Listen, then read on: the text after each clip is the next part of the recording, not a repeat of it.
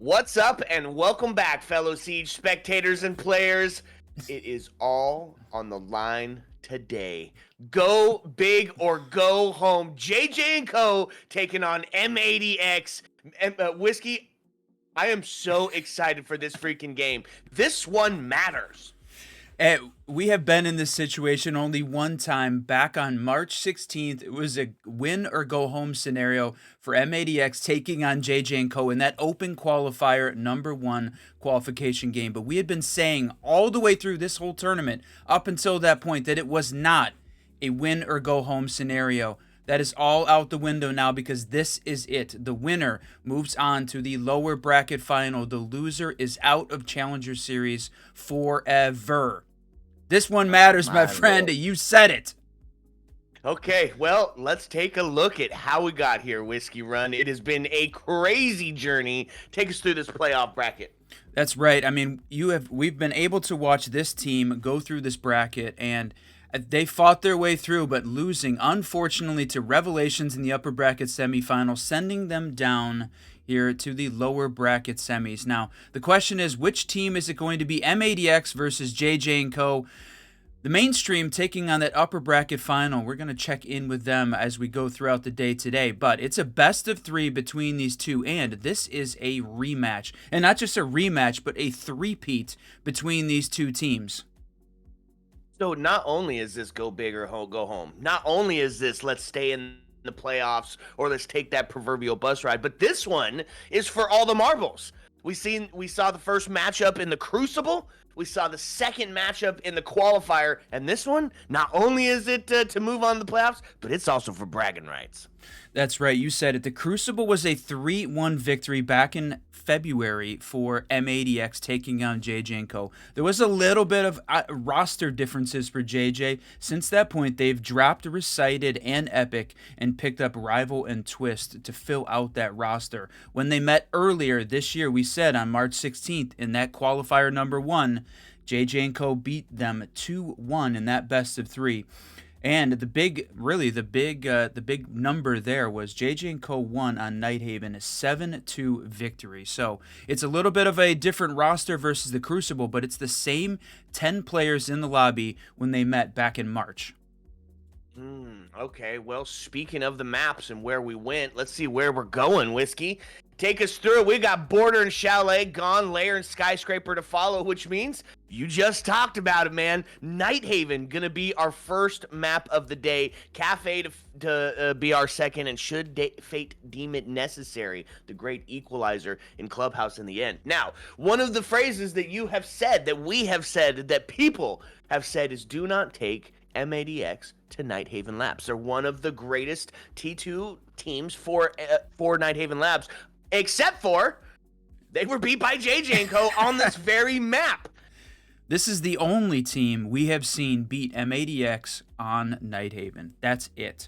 And they've played it in both of those previous matchups. They played Nighthaven Labs. In the Crucible, it was a 10-8 infinite OT victory for M80X. So that one went the distance, plus needing extra rounds to get that one done. It was map 1 of that battle between the two teams. Then in the qualifier, it was map 2, where JJ & Co. picked up a 7-2 victory over M80X. So this one is probably M80X one of their best maps, but it also is one of JJ & Co.'s best. This one is going to be a great matchup between these teams.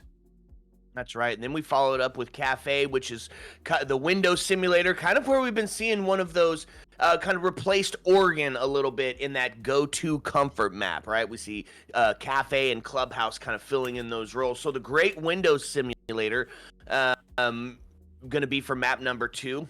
We see both of these teams do really well on it. And then we head to the actual equalizer, then we head to Clubhouse. So should fate deem it necessary, and I don't see any reason why this wouldn't be so, we see Clubhouse for the third. Yeah, and we have never seen these two teams play Kafe against each other, so that is definitely a bit of an unknown at this point. Clubhouse, we did see. Clubhouse was a map that JJ & Co. won 7-4 in what shut down M80X's qualifier #1 run.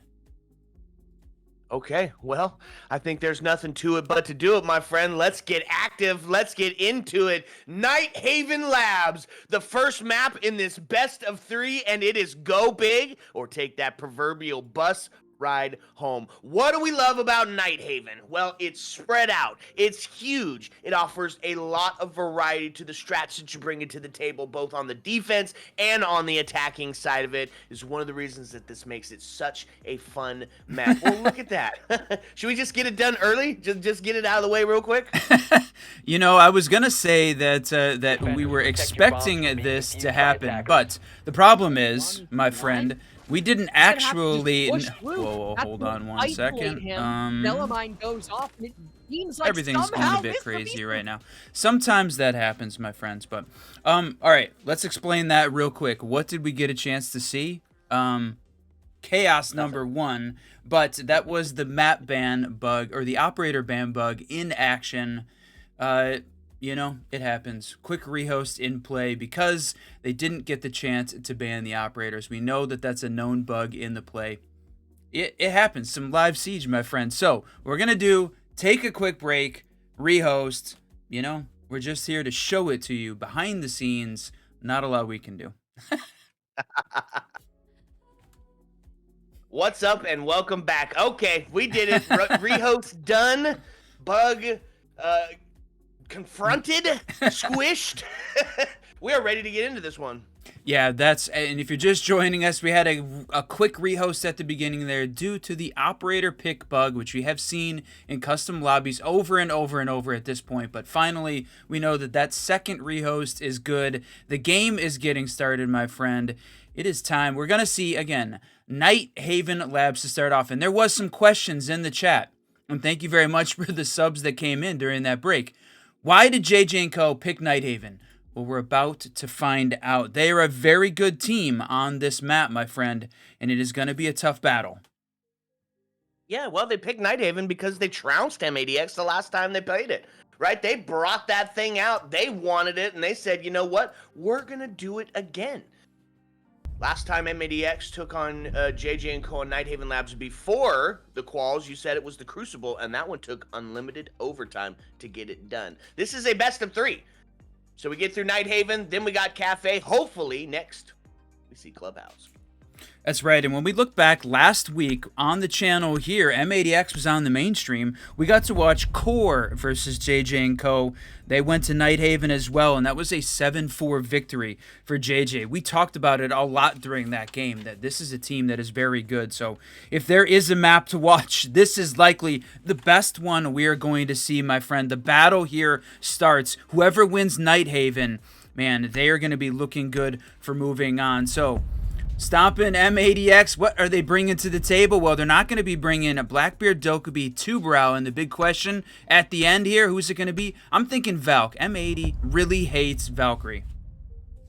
Yeah, and for good reason, right? It is unlimited amounts of intel, cheeky spots to hide them, and then a C4 to back it up. And she isn't the only one who can play off those, right? So Valkyrie, a huge pick, especially on Nighthaven, especially with all of that soft breach that is around that just allows for some of those explosive endings. Makes sense. Get them off the board early.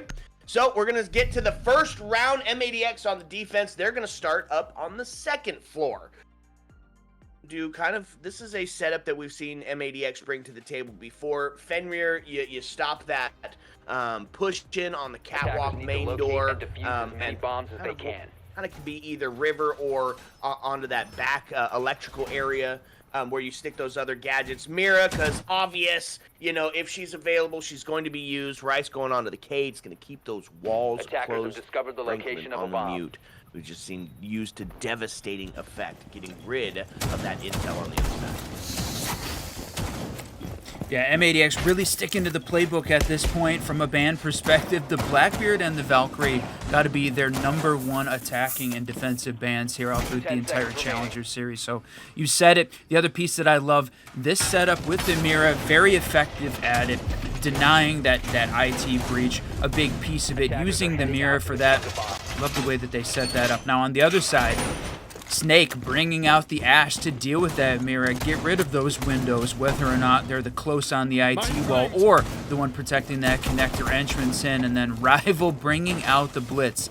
They have been very good utilizing the shields at this point to try and gain some ground, and not having the Doka be available, not a problem for this team. They're looking to be very active as they start this round off.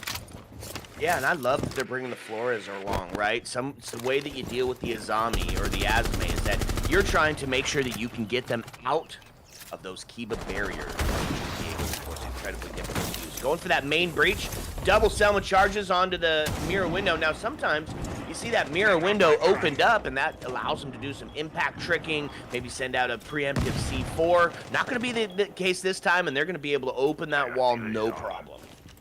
I mean, it's just burning offensive utility at this point, right? Making sure that not only did you have to use the Selmas, you had to use the Thatchers in there as well. And right now, they utilized it not with a walk-in. They're both a vault prompt at this point. So right now, they have to work on trying to open it up. But Aiden is going to answer back. And JJ, the opening pick. Man, we were just talking about the fact that they didn't have that fully opened up to be able to walk in, and they're not going to be able to get it now that JJ goes down.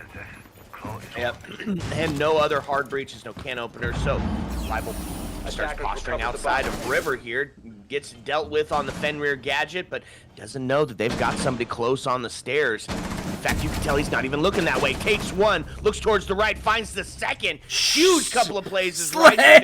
Both take 2 kills. And that's going to take the man advantage huge into the hands of M80x here on this first round. Quick swing from Cade's going to find one, stop and going to clean it up in the end. And M80x is going to start out with a flawless round on Nighthaven Labs.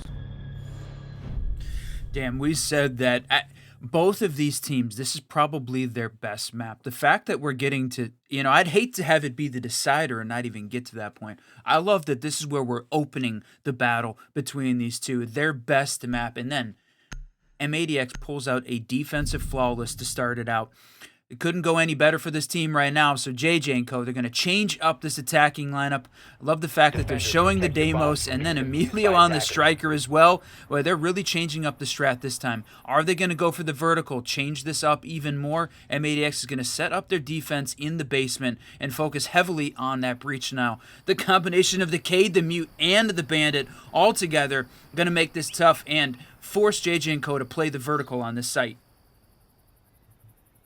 I love it, right? There's a couple different ways you can approach this basement floor as far as your defensive setup goes. And it's either going to be no breach denial or the most breach denial you can possibly have. And in this case, they're leaning into it, right? Mute on the board, Bandit and Cade. So the walls, the hatches, and any sort of drone intel just going to be negated here as they make a big extension up top.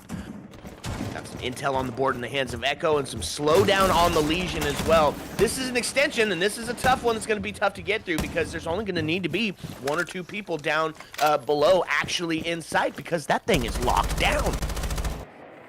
I'm actually kind of surprised that you got both Franklin and Vic Bands playing downstairs in the basement at this point because, like you said, locked down. They can afford to be a pretty big roam game, but the change here to me is that M80x is actually not running as big of a roam that they normally do. No one upstairs on that second floor. We have seen Stomp and play that Vigil upstairs on the second floor, forcing JJ and Co to work the full top-down map clear. They're not playing that style this time. They're going to be a little bit more direct, and a Rival going to be the first one taken down. That's the Ash. There's no mirror windows in play, but that's clearing out some of this defensive utility with that long range. So the opening pick once again going, but Snake identified and shocked by the Echo. That's right. So get a little bit of disorientation going on. Legion still holding on to these cargo stairs area, so still a dedication towards that first floor, but a quick reaction back down to the bottom. You're going to see Deimos start to get active as they're opening up some of this soft breach. They're going to start to try to create that fish in a barrel scene where you're just taking down those enemies that are left in sight, forcing them out of sight, and then catching them on the rotate back in, getting yourself set up for an execution. Man, 1:19 left in this game. JJ and Co, they're down a man. But there it is. Snake answering back, taking down Franklin. That's huge. Now they don't have to worry about the echo. But Stompin answers back, taking down Twist. That's the vertical. Ram no longer in play. But I think Ram had used up most, if not all, of that util. Trying to get that C4 back to be able to use it in a different location. Now the Deimos comes out to trying to attack, and JJ captures Rice off the back of that Deimos intel. That last 50 seconds, and the util dump starts to make its way. That's right. Maverick opened up those holes on the main breach. They're looking to get set up on that EXO. Stairs for that defuse. JJ finds another one as Hayden goes down, which means Vic Band's gonna be the last alive. Looking to catch one, but it's a pre-fire from Emilio, and they're gonna equalize here and take us to the 1-1.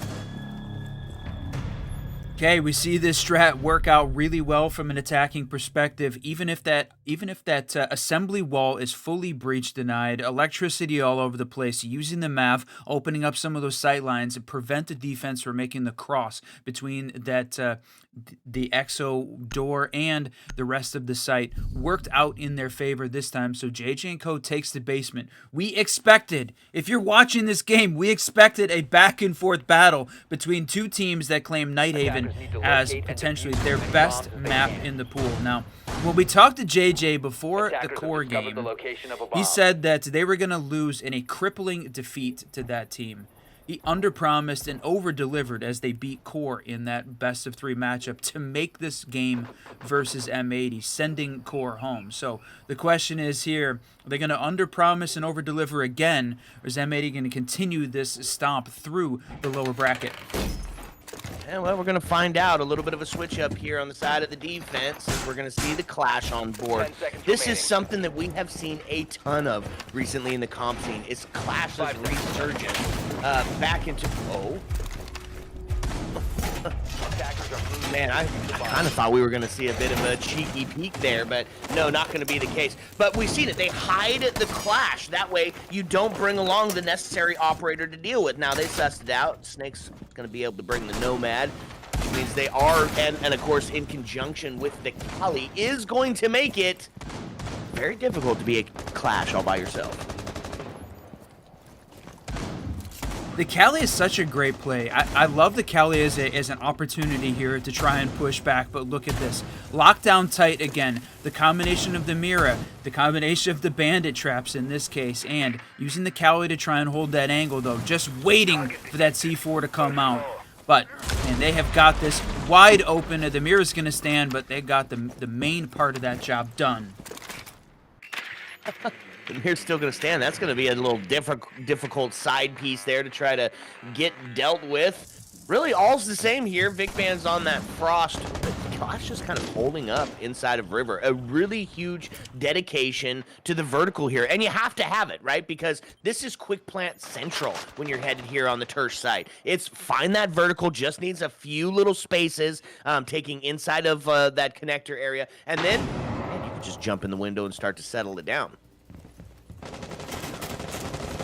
They are, I mean, it does feel like it's a bit settled down this time. No opening pick here. We're halfway through this third round at this point. Looking, yeah, taking a shot, clearing out the Nomad and the Clash. Still holding on to the top of the river stairs. The deployable still in play. That defensive utility going to slow this attack down. Rivals working the vertical down below, but you do have Rice playing the mute, plus Aiden holding on to that first force. So they've got an opportunity to take it direct, and man, just as we say his name, Emilio and that Mav go down as he makes us rotate through the basement.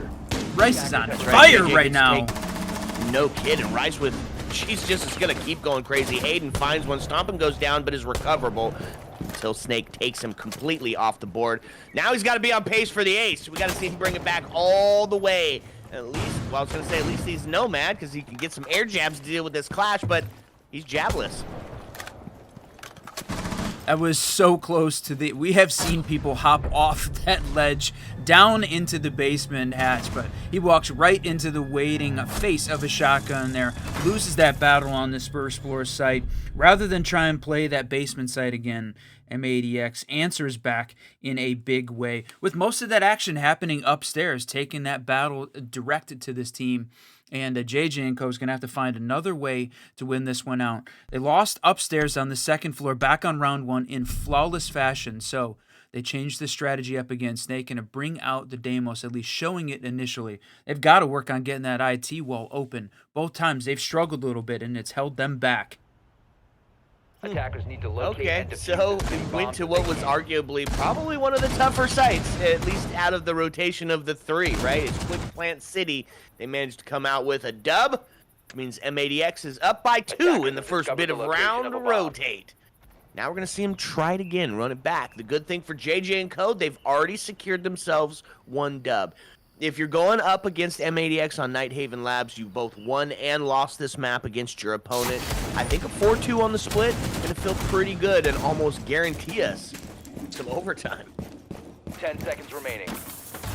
At this point, it's a little bit tough to be making a call, and we hate making remaining. predictions because both of these teams are great, but to me, overtime seems like a definite possibility here between these two teams. All right, we've seen it, the back and forth battle, so taking down the drone, losing a little bit of this intel, and they don't have nearly as much defensive utility right now on the IT wall. They don't have it locked down in the same way. Backed up a little bit by the Azami, but we'll see whether or not Rice makes the move over. They don't have the bandit batteries this time, but that mirror window, again, is so successful holding on to that IT wall, forcing this team to deal with it, and this time they didn't bring out a Mav to try and open it. They went with the shield play instead. JJ on the Monty and Rival on the Blitz.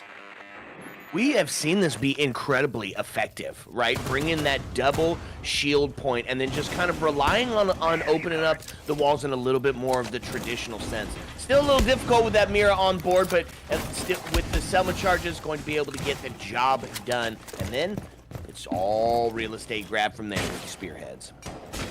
That's right, we were watching JJ make this push up the warehouse stairs, backed up by Rival, opening up, now clearing out some of this intel. Look at this, he's just going to make his way, pushing right up. You can hear the C4, you can hear that mute jammer in play. Mira almost gets him, he goes down to just a tiny bit of health. It's a minute 44, and the shields are making this push. Rival, though, going to rotate back.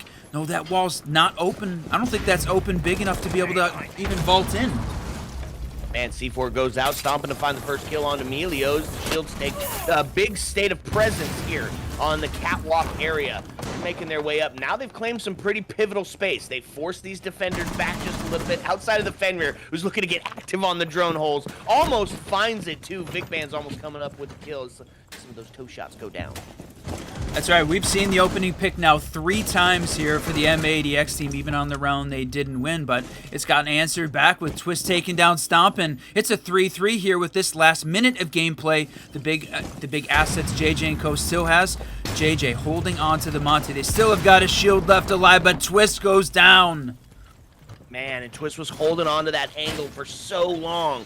Looks away for a second and then just gets deleted. Snakes, what a shot onto Aiden as he just takes a quick peek. Numbers equalize now as we find ourselves in a 2-2. Monty pushing up, goes for the shot, but Vic Band's good for 2, takes them both, and M80x secures another round. Well, honestly, I thought that one was JJ & Co. had the option there. They had the shields, they had the positioning, evened it up, and then after Snake picks up a huge kill, but no match for Vic as he stands alone, taking down both of the final JJ & Co. players. It was a battle upstairs. The double shield definitely got more ground, made more progress, got more map control for JJ, but they weren't able to convert that into a round win. So they've really been struggling with dealing with that, the mirror on that IT wall, some of this defensive utility. So now we're going to see the basement. Back on round 2, this was the round that JJ & Co. did win off the back of those Mav holes on the main assembly breach here, and not a big roam game from M80x, and I wonder whether or not that gave JJ & Co. enough time to get their execute set up properly. So we'll see whether or not M80 changes the style up, goes for a little bit more of a heavier roam game, playing the upstairs. Stomping, we set it back on round 2. Yeah. Normally on the Vigil, he switches into that strat again. seconds Yeah, and not left. just the vigil, but both the Aiden, they brought out the Aiden. Aiden was already here. 5 seconds to Aiden go. bringing out the Ella, and Vic Band's bringing out the Castle means this is going to be a dedicated hold up top. A dedicated hold for that vertical, and extending all the way up to the second floor. This is a huge time crunch, a huge time waste, because if you don't claim the vertical, yes, you can get in and try to go for the plant, but everything falls apart unless you smoke this thing out. It's looking like they're gearing up for a quick one here, Whiskey. That's right. That's the main wall opening up. Yes, they're going to go for this. No way. I don't think they've got enough. No vertical control. Trying to use the glass. They got the opening pick. There's the plant going down. Look at that, and find themselves in a 4-4 stomp and take Snakes off the board. Twist is able to find Franklin, as now they're opening up everything. They've got the smokes, they've got the glass, and they've got 30 seconds already starting to go down. Looking for that second one. Big Bands is able to start pushing up. They find something on a prone, but not quite enough. So they're going to go for the long arm here. Starting to make the switch, and he pulls it. JJ claps one. Stomping So close. JJ takes Aiden off the board. Now into a 3-1. 10 seconds to get that plant started. It's going to be stomping all the way up on the top floor. Looking like JJ and Co. is going to find their next round. They're going to take 2. But look at that. You still got to deal with that new operator gadget. Just not enough time. Game over. Glass going to take one. Stomp and goes down. Wow. The danger. We danger of that full vertical. we rarely see that workout. The direct quick plant take if you don't have vertical control. And this is the first time that we really saw that work very well between these two teams. That the addition though, the Raura coming out, using that gadget, preventing stomping, only using the Boss G, not enough bullets to really make a push at it, and they knew exactly when he was going to take the peak because you had 3 seconds there for that gadget to open up, so giving them plenty of time to try and find and pre-fire that angle. So, man, worked out really well for JJ and Co. They're dominating here on the basement, winning both times that they brought it in different ways. So adapting, M80x is going to have to find a way to adapt to the basement. But unfortunately, we're still down a player, and I think we're going to have a rehost here as we're getting into the start of round 6. It's going to be close. Is he in? No, unfortunately not. Yep, that's going to be a rehost as they work on getting the lobby set back up. Man, flash that scoreboard. We need to figure out how many kills each of these players have. But we're going to take a quick break as that rehost happens. That's right. Okay, sit back, relax, because when we come back, it's going to be the stunning conclusion to the first map. Heyo. Let's go. You said it. They're all gunning. You're not going to be able to rely on simply taking these 50-50 gunfights and hoping you come out on top, because both Revelations and Forsaken have done that in the later part of the rounds, and it's cost them the entire round. See just how late these rounds have been going. It's not surprising just to see the sheer amount of utility that continues to be brought. This is one of those maps, Lair, where you really just got to fight over every piece of control. The map is so large, so you need to cover a wide space, and you need to waste as much time as you can covering that wide space. Mira is on the board, but isn't being brought by either of these teams, which is a somewhat popular operator on this site. Can kind of place the Mira inside of labs and force out this locker's position, or maybe even place, I think, inside of toxins where some other people put it, or inside of, I don't know. There's a lot of places you can do it. It's still kind of an evolving strat, but Revelations aren't really too concerned with their site anchor. They're more concerned with holding that top floor and holding that extension. Yep. What we saw Forsaken do, 4-man hold on the first floor, singular player inside of the site. They might have one more of Mr. B and Mike W holding it down. We'll see how Forsaken do within those earlier stages of the round, because they have taken a lot of time to get where they need to, and then the round is thrown into question about whether or not they can actually click in that second phase of the round, of which they've taken a lot of time. It comes to hurt them if they struggle a bit with clearing out those roamers. Jammers gonna deny drones. Hento wondering where he is, if he can spot any potential players who have dashed up in the first floor. He's doing exactly that, but so far haven't encountered anybody because there is nobody there. Minute gone by, and Forsaken have to now worry about that first floor. Engagement could happen. Kool-Aid through the wall. Wow. Could collect on the second. He threw the wall. All right, man. This is where we're at. Well, that's how you deal with two roamers. Kiru and Asian, man. Those scorelines do not lie. They are telling the full story, I think, in that roam. But two dead, Forsaken. They've been in this position before and have lost it. Recited gonna be the man to try and swing Revelations back into this round. If he can find another pick and then drop, that'll be successful. Does just that, but doesn't drop. He wants more. The double kill. Both Hat and Kool-Aid, arguably your top players on Forsaken, now gone. And Revelations back into this round. Just when you think you can count them out, they swing it back into their favor. This feels like we're playing TDM, Adam. We're just swinging everything. Two players are gonna swing Kool-Aid. Two players are gonna swing Recited.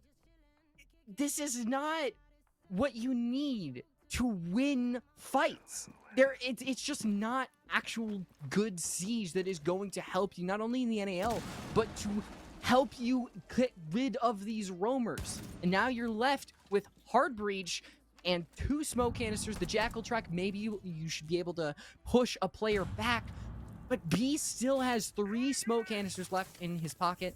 If you can figure out where this push is coming from with the F-Knots, the Goyo canisters, I think you just might toss this one in the air and say it's done. Asher, though, distracting with the audio from the ace charges, but that Fender of mine will immediately pinpoint his location to defense.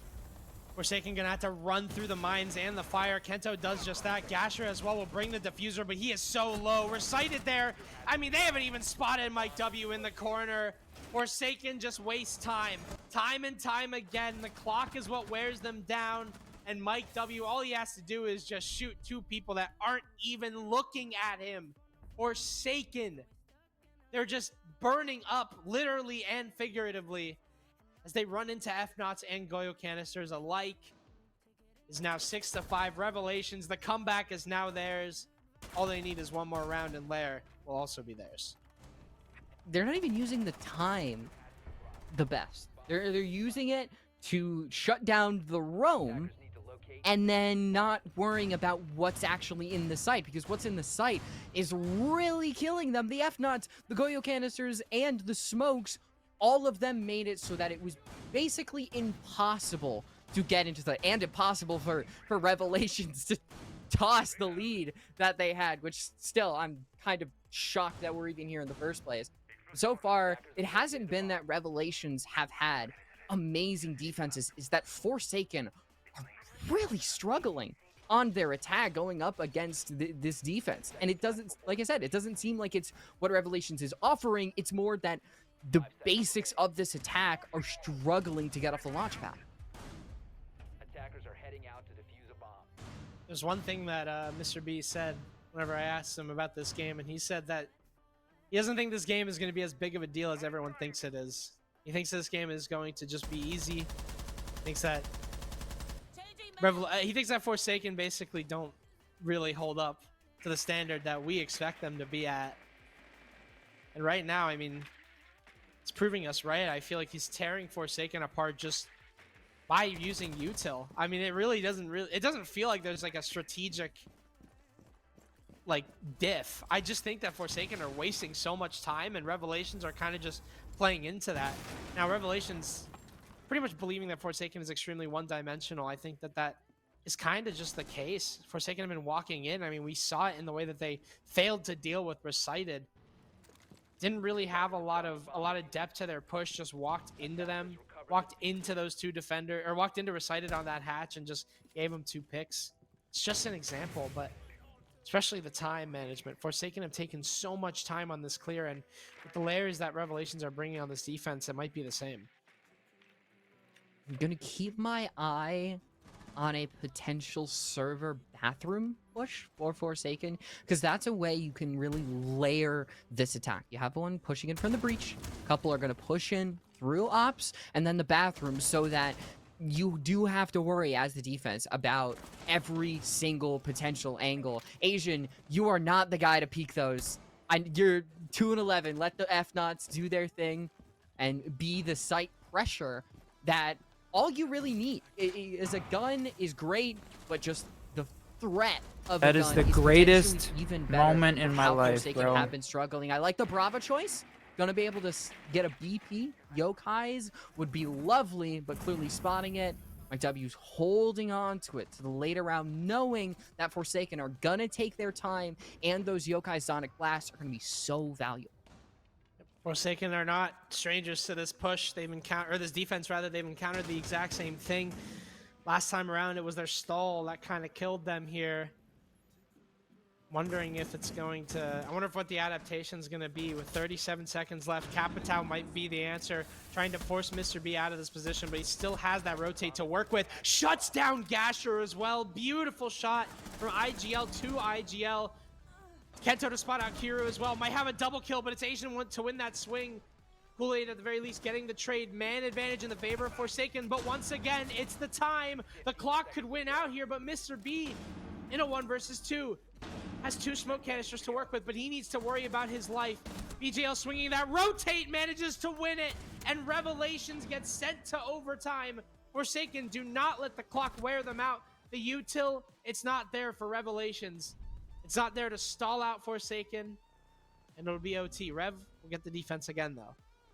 No, I was worried because it seemed like when it came to that bathroom push that they might not have the bodies required to make that push multi-dimensional, but you kind of said it. The util and the lack thereof really did kill Revelations. The fact that Mr. B died, I think it was Mr. B, with 2 smoke canisters left in his pocket really says it all. This is once again a gun heavy map. Maybe it'll be a gun heavy matchup throughout the entire thing. We'll have to see. The next map going to be Clubhouse. The third map going to be Bank. And I would expect a little bit of that. And so far, you've seen the replays. The big kills by some of these players. Mr. B, he's trying his best. He is really showing up in the kill department. 10 to his name. Is it going to be enough to tip this team over the edge as they head to bunks? Something they've done a singular time before on round 10. Very interesting. Obviously, choosing to forego that top floor site just with how it went last time, and it's pretty much just very forward thinking out of Revelations. Makes a lot of sense. They know how important that time is. I think if Rev can continue to drag the clock through these roams, through these offsite pressures, it'll help a lot. You'll notice the Ying being brought by Forsaken. Wondering where that's going to be utilized. No smoke grenades on Forsaken, so a fast site take might not be the play, although you also have the sledge, so it could just be Forsaken choosing to walk through a castle barricade, ying it, or just take these heads up fights. Man, Mr. B is on one today. 11 kills to his name. Playing on this top floor, smokes hat as he tries to push through. And Forsaken already down on man count. You really got to question what they're doing here. Mr. B gets another. Hero with the flank up main, shuts down BJL. There is 1 dead for Revelations, but it's only 1 dead, and it's recited. But Rev in a 4 versus 2. What is helping Hat on that push?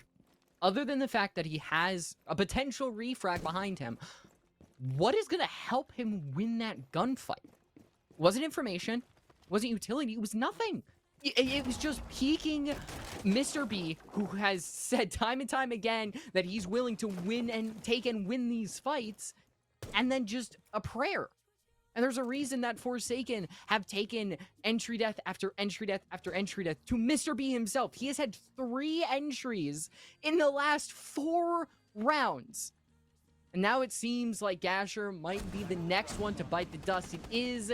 And Kento dies in Revelations. They're able to win a bunks defense. So even if they lose the next one, they get to go to a clear.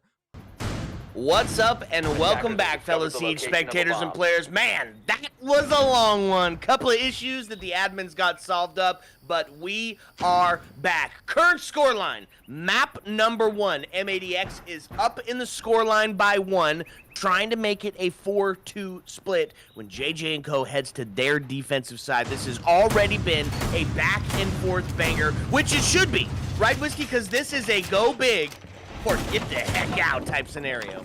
Yeah, it's the winner go home. We've been talking about it this entire Challengers series that up until this point, no team at M80X has not been in a win or go home scenario. This game is it. It is a best of 3 between JJ and Co. We are in the lower bracket. The winner moves on to the semifinals to take a battle against the Space Shubes and the Unks winner. Right now on the mainstream, they've got that upper bracket final going on, but the lower bracket is where the dreams are made. They have got to win a map here. They have got to win this series to move on. Man, what a lineup of teams that we've got going on. Revelations, Forsaken. I love that we live in a world where Space Shubes is battling it out for a Pro League spot. I just love the current state that we sit for Challenger Series. And you're right, go big or go home, but there's more lore to it than just that, right? This is the 3rd time that JJ and Co and M80X have faced off nemesises. Nemesi? They are nemesises. I don't know what the word is. But this will determine the winner of that series as well, right? They're one apiece currently. That's right. We saw M80X win in the Crucible. JJ and Co win in that qualifier number 1 best of 3. So they've never met in a best of 1. It has always taken multiple maps to find a winner between these two, and the map that they battle the hardest on, Nighthaven, the place where we start this thing out. All of this defensive util right now slowing this JJ and Co attack down, but trying to use the Flores to clear it out, and a shot out of the way at this point. A little bit of map control here, gained and held. Thank you for the clarification in the chat as well, Bill Can't Chill. JJ's going to find the first kill on Vic Mans. The Frost goes down, but is going to get traded out as Rice and that devastating shotgun are going to ring out and claim one again. This is a down on the first floor site. They did have to go to the Tersh site. So what did they opt for this time? They did do a switch up here, Whiskey. Aiden went on to the Pulse. A little bit of that basement action being brought out. Yeah, they could have played the basement again if they wanted, but we saw JJ and Co win the basement twice, both times that they played it, so avoiding it. I love the 3-layer map, the 3-level map, getting the pinch move, playing downstairs in the basement. You said it, Aiden, in a spot to be able to wreak some havoc. They're looking for him right now, continuing to use this util to open up space, but it is going slow, and Rice was the kill leader on the M80X side. He continues to add to that total. And then look at all this information being spread out here by the Pulse. Twist is able to find stomping off the boards. We get put into a 3-3 scenario. Some flashes start to ring out as they're going for the plant. No way! The window and they start to move down. It's at 50. It's at 75. This is a post-plant scenario. Now there it is! Except for Pulse down below. Aiden with a huge C4. They have to get into it. They're not going to find it. They clean it up, and what a play. That was the difference maker right there. That Pulse down below was the adaptation that facilitated a 4-2 split. Holy cow, my friend. What a play. You said it early on, catching Aiden on the Pulse. Really, apparently catching JJ and Co off guard. Even though he got 1 kill early on, they weren't able to devote any resources. They didn't have time to go down and try and identify him, push him out of the basement, out of location. He holds onto the C4, doesn't burn it, and uses it at the perfect time. JJ and Co pick up, well, what is a standard split here, I would say, on Nighthaven on attack. They got there too. They picked up the basement both times M80X played it, so they got their 4-2 standard split, and now we get to see M80X on attack here on Nighthaven. JJ and Co going to start off on their best site so far, the basement. Okay, so what are we seeing out of the defense? They're going to probably lean into some of that same theory, right? Because that we saw on the other side of it. Because you can take this one of 2 ways. And because JJ and Co quick planted, they're going to try to lean into not letting that happen. They've got the Cade and the Bandit out, but the big impact here is going to be Emilio on the Goyo, right? That is going to stop any of that quick action, especially if you got one of those canisters on that main breach. Yes, they get it open, but they can't smoke and get in and plant with it like JJ and Co did. So a nice adaptation here. You're going to see them start to open it up, and they are going to bring out the glass. They are going to give that a shot. The fun part here, Aiden and Stompin going to be looking to claim some of that vertical pressure. Oh, they didn't end up using the thermite. They went for the shot, and Cade goes for the trick. Doesn't catch it, though. They're going to get the small wall open. So a ton of defensive util focused on the main assembly wall, but that they don't have a Mav in place to try and open it up. So the glass is an interesting play. He's not going to be able to hold on to any of the small holes. Going to have to use that, hopefully in this case, well, Franklin doesn't have any of the exothermics up. What they've got open is going to stay at this point. You can see Stompin playing the Nook, looking, focusing, but not overswinging that position as the first minute of gameplay goes down. Right, had the game sense not to take the full swing and doesn't die to the C4 in the process, but he's close on the door. Twist 8 wanting to get engaged, wanting to get active against him. Now, Stompin does go down. Twist is able to find that kill. Deimos is taken off the board as JJ able to find Aiden. Buzz does put us into a 5-3 scenario. 5-2 is able to find Rice off the board, and it starts to fall apart here for M80x as they find themselves another one. Rival good for 2. Vic Bands goes down. Franklin answer back onto Rival. Now has to put himself on pace for the ace to get this one done. Puts himself into the corner looking for that double swing. Ooh, almost finds one, but there it is. Double swing comes out. Emilio takes it with the Vector. Goes onto a 4-3. That's right, JJ and Co. Continuing to be undefeated in the basement here on Nighthaven in this matchup. And it's unfortunate we don't have all of the scores, all of the player kills, KDs coming in, but Rice was on a tear for sure, sitting at 6-3-1. The Stompins 5-4-2 as they went into it. On the JJ and Co side was pretty even, 4s and 2s across the board, so they're looking to try and make this push up. They're going to take on the second floor. For sure right now it seems as if M80x just doesn't have something's not clicking for them on the basement. A little bit unusual, but there are plenty of other opportunities. JJ and Co can only play that site once every 3 rounds, so M80x just has to find 2 on attack to tie this thing up, match that 4-2 half, and if they can find a third, this one could be over without overtime. But we said early on, if there was a map between these two that was going to go the distance, Nighthaven's that candidate. Man, yeah, the back and forth, they both won one. They both got some really fun accepted strats on here, and so this one, if it has potential to go to overtime, this is the one that we've seen take that unlimited overtime. That's what you said. It was beautiful. So, okay. What are they doing on the side of the defense? They're leaning into some of the similar strats. Although, and we've seen this before at JJ and Co, they really like some of those off operators, and Sentry going to be utilized here. Yeah, it's the new recruits have definitely introduced something. I wouldn't say that it's incredibly special, but what it does bring is the opportunity to use a different set of that secondary gadgets and utility, not focusing on one of the main abilities. The problem is there's just so many good defenders that a lot of times it's a tough choice to try and bring a recruit out. So Twist is going to do it though, right? If you're going to favor the commando, why not Demazi in this case? But plus he's got a C4 in hand. I think you said it earlier, though. The combination for me of the Goyo and the Azami here is going to be a big piece that JJ and Co can hold on. They don't have any other breach now besides that, though, so we fully expect M80x and Franklin here to get all of the pieces of this their sight lines open that they need to. Okay, so the first minute has went down. A little bit of a slower start for M80x as far as grabbing space. And look at this setup, Whiskey.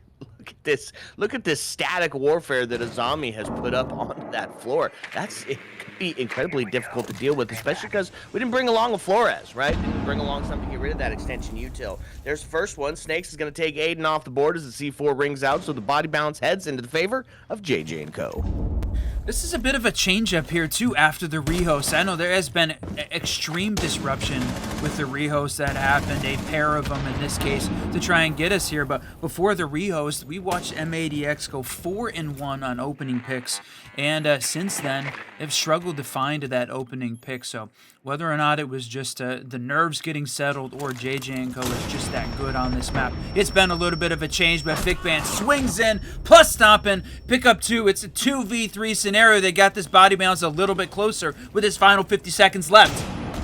That's right, and as the time starts to tick down, those Goyle canisters going off is going to make it a little bit difficult, but look at that. They're using it to their advantage. They find themselves in sight, and they blocked off the only way to get in. So, plant starting to go down as the body bounce sits in the hands of JJ and Co, taking a couple of quick shots, immediately able to find one, and What? JJ with a well-placed C4 is going to take the king and put him sky high. He almost dodged that explosive as he runs around the corner of the pillar, but that C4 swings in and goes off at the precise moment they needed to. JJ and Co. This is the battle between these two teams. They have gone back and forth. The final, the grand final of Crucible, the very first qualification game in qualifier number 1, these two teams seemed destined to do battle when it matters, when it's a win or go home scenario, and here it is. Right now, JJ and Co has tied this thing up 4-4. Now, again, we said it. We expected this team, if it's a standard 4-2 split, send us to OT. JJ and Co should pick up 4 on their defense. Now, we're on the first floor site. The best opportunity here for the attacking team to pick up a victory. We have seen M80x pull off quick plants on this site. That could be what they're heading towards right now, but at least the lineup that they've got, this is a slowdown here for JJ and Co. The combination of the Azami, the Castle, and the Mute, plus the Goyo, they're making sure that this M80 team is not going to be moving at the pace they want. Yeah, that's going to be the big disruptor factor there, is disrupting the pace. M80x do a great job of holding on to or dictating how the pace is set. How fast are we going? How slow are we going? And it's really going to determine by who gets this first pick, right, on what the next set is, right? If M80x finds this first pick, then yeah, we're probably looking at a quick plant or a quicker plant inside the window. If they don't, however, probably going to lean into a little bit more of the traditional method and go for the other site plant off the door, holding on to that vertical. You've seen them take that riverside presence quite a few times, and that would be what they need to get in at the top of that. Look at this, though. M80x Whiskey, they went with the double shield setup. We've seen them be very successful in it. They hate dealing with the Blackbeard, but they are not afraid to run that setup as well. You said it. Franklin running the Monty, Rice on the Blitz. Look at this. They look like they're ready, waiting, poised to jump in and make a strong strike here against JJ and Co. This first minute of gameplay is down. They are taking, again, we said, a slow approach to the attack. And right now, that feels like it is slightly in the JJ and Co favor. And there's that Goyo blocking the entrance upstairs into sight. The C4 comes out, but dodged. Man, just barely twist. Good for 2, though.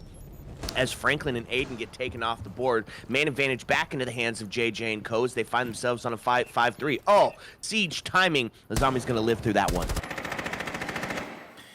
And a double opening pick here for JJ and Co. That was huge, and this Goyo is just slowing them down. He's ready, waiting, but his health is too low. He cannot make the run through. He's going to have to wait this and the timeout. Snake holding on to the entrance, waiting, but M80 seeming to get a read back off, and now they're all stacking up on the doorway.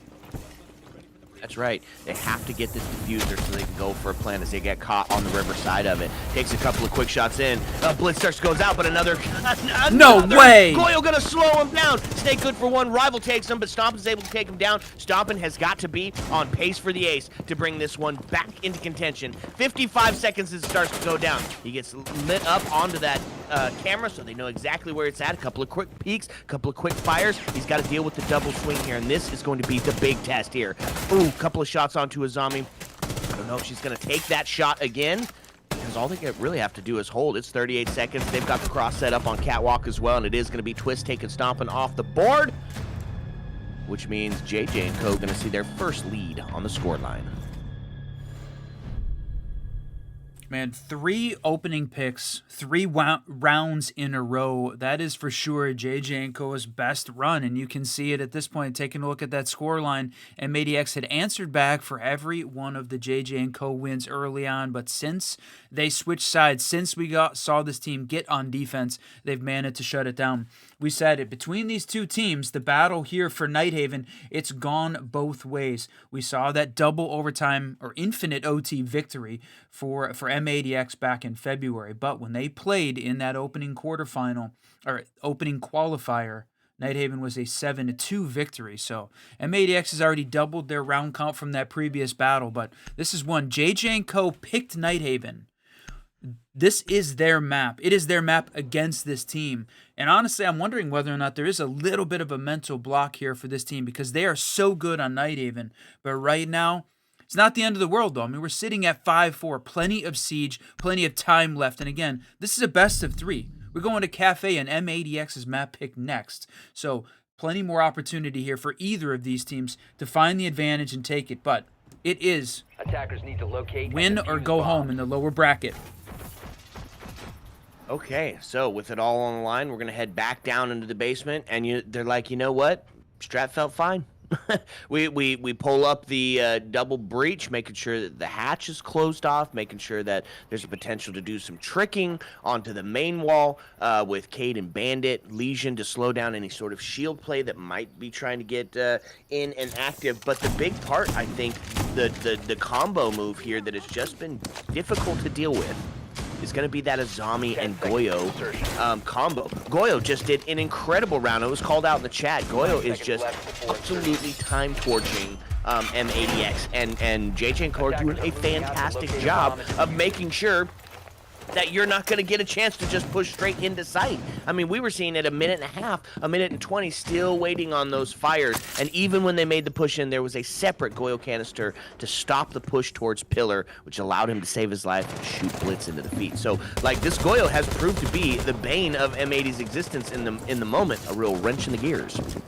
And not only that, they've stacked on top of the Goyo this time that combination of JJ running the Cade and Twist running the Bandit. So they're locking this thing down. And you could see as the observer panned around, Util all over the place and Twist on the jump out, taking down Aiden. And that was the Twitch. I was literally about to say Twitch is the best opportunity that M80X had on attack here to try and clear out some of this defensive util. There is so much in play that is going to slow them down. They needed that Twitch to be able to try and clear some of it out. They're going to have to do it the old-fashioned way, swinging in, just shutting down Bandit, but they're swinging too late. They didn't have the Legion over holding in the kitchen as well. It was a dangerous situation. Good trigger discipline there from M80X and not over-pushing that advantage.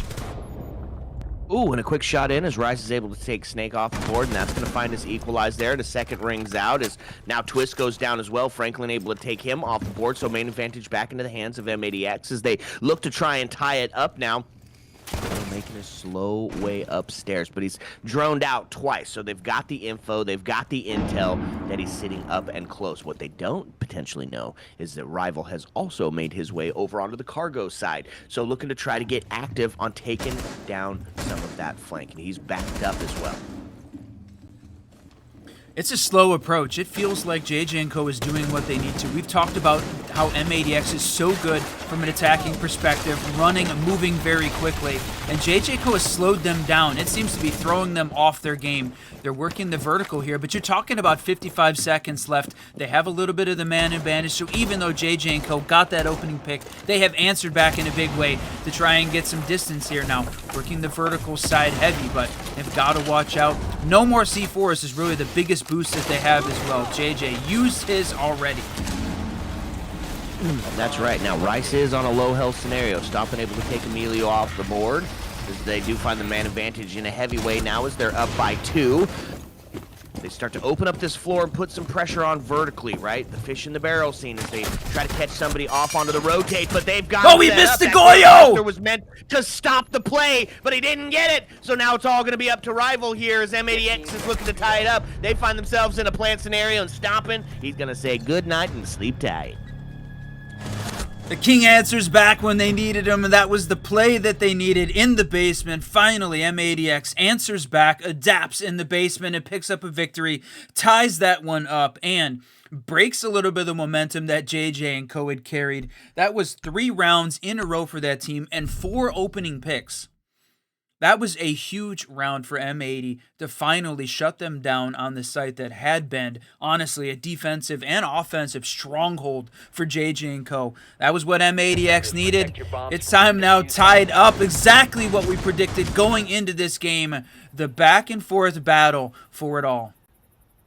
I mean, this one needed unlimited overtime to get it done the first time we saw it played. There is no reason that this doesn't head into overtime, max OT, as they're on the quest for Pro League, the path to pro, the gateway to greatness. It starts here and now. You have to get past map number 1 to get it done. So, on the side of the defense, bunch of familiar ops. You're familiar with all of them. If you're going up top, you're going to see the Mira, you're going to see the Mute Plate, and if Azami is available, the Architect, she's going to be utilized. So JJ and Co really leaning into that, and of course leaning into that defuse a bomb.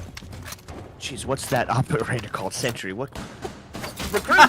Leaning into that recruit style play, which brings just a lot of versatility to the field. Man. Am I okay today, Whiskey? I'm not sure. I mean, the energy is high. We're hyped up. We've been waiting for this, honestly, we knew the matchup. We knew who it was going to be. This was the game we all wanted to see. We wanted it to happen in the upper bracket, but all the pressure on the lower, and honestly, that just adds to the excitement and the anticipation that we've had all week waiting for this one. The initial damage done here on Twist, on the Sentry. We talked about whether or not it was a good choice running that op. There's so many other great defensive ops. Is this a play? Is this going to be what it takes to get JJ and Co. another defensive win? Or is M80x going to push themselves into the lead on attack? Working on clearing the defensive utility upstairs. That first minute is down. Okay, that's a big first minute as well. So on the side of the attack, the big play here, getting that vertical, pushing them off of that that coveted mirror window. Rice is down below. He's made his way into storage, so he's got the potential to put him up. A late round mirror means that they haven't quite known exactly where it's at, except for it goes into the place that it always goes. So not going to be a huge surprise, not going to be a huge shock, but we kind of find ourselves at in a hold pattern here. Right, everybody kind of slowed down as they're getting their bearings. They're taking a little bit of extra time, getting some drones in, making sure that they can suss out where the heck these defenders are. This zombie setup is difficult to navigate, but they've been pushed all the way off the catwalk. Now taking down the mirror window, that C4 comes out, but honestly it feels too early, not being used to do any damage at this point. M80x is still stacked up, and Twist the only one taking some damage. So again, it's a slow attacking push in for this team. Whether or not it's too slow is a bit of a question mark, but that was huge, using those the Selma charges to open up some angles, open up some sight lines, and Snake, the opening pick again, taking down Rice, and that is a huge one, and the King goes down stomping. JJ takes him down as now the battle out here on the catwalk. Right, Monty looking to get active here onto the catwalk areas. He makes the push in, but Rival's able to take Vic Bands off the board, which means it's just gonna be left to that shield, alone on an island. Franklin gonna have to try to bring this one back, and they're not gonna do it. JJ and Co gonna find themselves on a flawless round, and they just headed in to that match point scenario. That's right, it's match points here for the first map, map 1 of this best of 3 between the two, and it is, this time, finally, after the entire Challenger Series, the winner moving on in the lower bracket, the loser out of Challenger Series permanently. So this is absolutely a win or go home scenario today here. Now it's a best of 3, we said it, Kafe, M80x's map pick coming up next no matter what, but they're on map point. This is the first time we're getting to see M80 on the back foot here in the battle today. Now, as we're watching this one, that is 5 opening picks in a row for JJ and Co. M80x managed to convert one in the basement into a round win, but JJ, right now, they're just winning that opening pick battle, and M80x had been struggling to deal with all of the defensive utility. Aiden losing the Twitch early on when they played this first floor site back on round 9 was a huge loss that led to the win. Got to try and keep this alive and clear out all of this defensive utility. You can use the shields to try and back it up, but the Goyo, the Azami, just proving too difficult to try to manage through. That's got to be a focus here for this attacking team as they try and deny the match point. Yeah, somebody said it in chat earlier that Goyo was going to be the bane of existence for M80x, and they were absolutely right. When they didn't get that Aqua door opened up till really late into the round, surprise, there's a Goyo on it. And so with no way to deal with that, they were stymied and slowed down again and forced to take on the catwalk area, which of course was guarded by those Kiba barriers. It's just a difficult scenario to find yourself in. And yes, for some clarification, this is a best of 3, but at the end of this best of 3, one of these great teams will be taking that bus ride home. That's right. First 40 seconds down. Taking a look at M80, the proverbial bus ride. Yeah, not on land yet, but this time Aiden going to use the twitch, making that push in. This time, look at that, clearing the utility. They've got it open, getting rid of that bulletproof cam that was Stompin's bane upstairs as he tried in desperately to get that ace, but just not enough. Now, Franklin running this thermite again, waiting, holding on, getting ready to blow this door wide open. There it goes as Vic picks up that opening pick finally. And look at that, they've made their way in. This is something we've seen out of them quite a few times. Blitz just pushing in towards that back area and Aiden going for the plan. That's going to be Stompin getting taken down, and a quick one answers back and Snakes goes down, but it's a post-plan scenario. Franklin able to take Rival off the board, so body balance is tipped into the hands of M80x, and they're looking to secure themselves that overtime scenario, as now the battle between Blitz and Snakes is starting to go on. He pushes up slowly. It's starting to get a little bit desperate, looking for that flash to potentially come out, be that disorientation. There it is. He can't see. Shots start to ring out, but he's active. He's moving. A quick melee onto the Blitz. He's got the pressure on. It's just wasting so much time. A shot. No, Rice! He just can't get that kill. There's less than 10 seconds left to get it done. And with that, it's going to be a shield bash, and Rice is able to take him down. We find ourselves tied up, and map number 1 goes to overtime. Rice is him, bro. There is no way he should have won that battle. Just the insane amount of back and forth between those two. Snake pulling off, staying alive during the flash, but then the couple shield breaks that came in, but unable to close it out. What an epic battle between those two. The Blitz, man, what a way to send it to OT. And that's it. We need OT. We said it early on in this game. It was expected. The back and forth battle delivers, and we're seeing overtime for map 1. Defuse as many bombs as they can. Okay, let's go. Absolute W. It's what we wanted. Well, not if you're an M80x fan, or not if you're a JJ & Co fan, but as a caster of the game, as a viewer of it, this is what I wanted. I wanted the back and forth, right? We want to send the best team that is in T2 to Pro League, and that means you're going to have to face the best in T2 as well. And this showdown has been nothing short of absolutely amazing. So now they take it back down to the basement for this first round of overtime. This has been a little bit tougher for M80x, but they did, I believe, find that win on the last one, right? That's right. I mean, on the basement side, we saw JJ win the first 3 times that they played it, both on attack, on defense, but then back on round 10, M80x Sword picked up that win, and it was off of the back of an opening pick from JJ & Co, so they survived that extra, and it was definitely extremely 5 rounds in a row, JJ & Co opening pick. M80 picking up the opening one only on that last round, and picking up the momentum just when they needed, but wow, the siege timing, we can see the blue outline, he can't. That one was a close one, and Twist dodges the literal bullet, not taking a shot through that door. That's right. One of the things about Twist being up on the second floor, if he can stay alive for the next 20, 30, maybe even 40 seconds, he's done a wonderful job at wasting all of this time. And that's the big thing against M80x, right? You got to time torch because they're very coordinated. They're going to take a little bit more time droning. They're going to take a little bit more time to make sure that they know where everybody's at. And then go for that util dump and that execute. So they've made their way down. Everybody outside of Twist back downstairs into a bunker strat here. You've got Emilu, who is playing kind of close on those cargo stairs. They're still looking. This is what is that ghost pressure provided by JJ & Co. They have it set up all the way on the first floor, so they have to go through and make sure that there's nobody lurking. They have to go through and make sure that nobody's there. And now they have to deal with the Goyos that are being shot up top. This is definitely a dangerous scenario here for the M80 attack. They're working the vertical side, right? Not a ton of use here. Right? Direct takedowns there. They don't have the hard breach to try and open up those main walls. And JJ & Co. reads into this, brings 4 C4s and 2 impacts.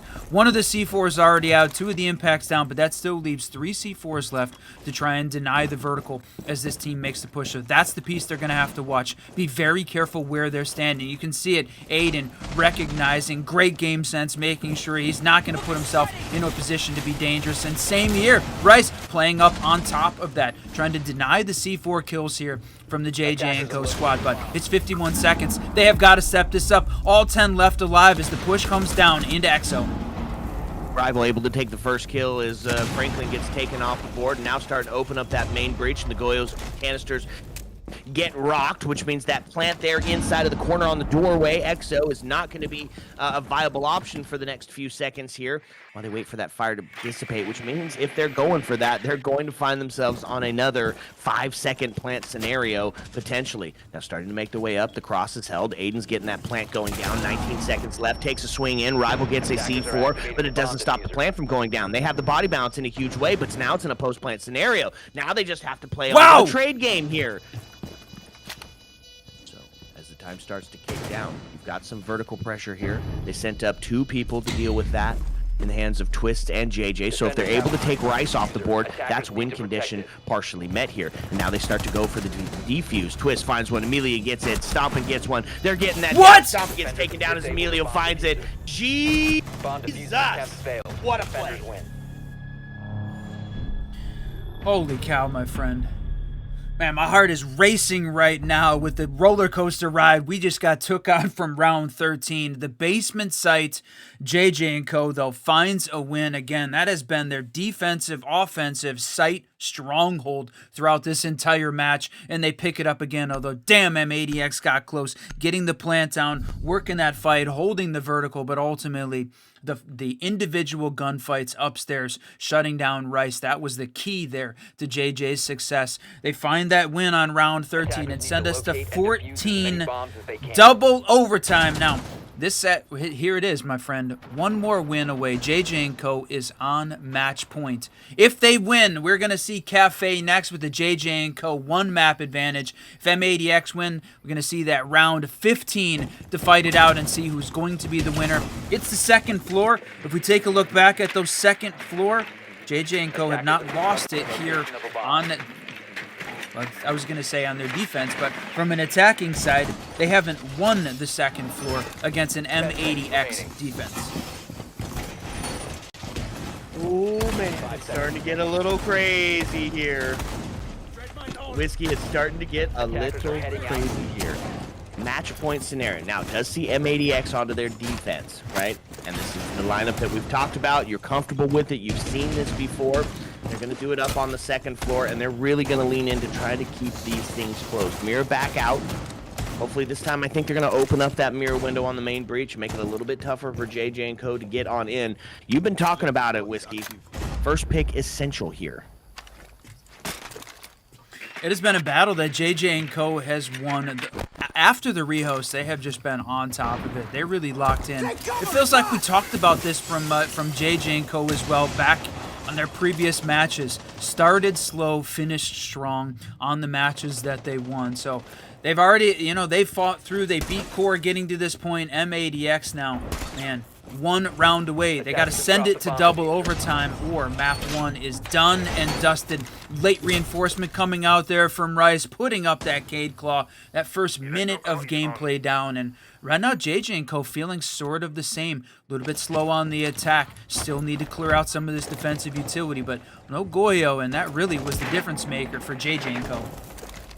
Yeah, absolutely. So a little bit of a switch up here on the attack side. I like that Capital you're talking about being brought out. Add some of that smoke, add some of that distractions, and look at that. Franklin set up on the Jinxie C4. We saw Jinxie claim a double with this throw. Not going to be the case this time. It's going to hold off, wait just a moment longer. We're seeing the C4 come out, the double from Rice! No way! Jixie C4 works. They find it. They catch one. And main advantage now into the hands of M80x by 2. And it takes the Capitao and the ace off the board. Now, one of the things that's accepted here is you still have the thermite as well. So more walls still can be opened up. I like that area. Not all hope is lost.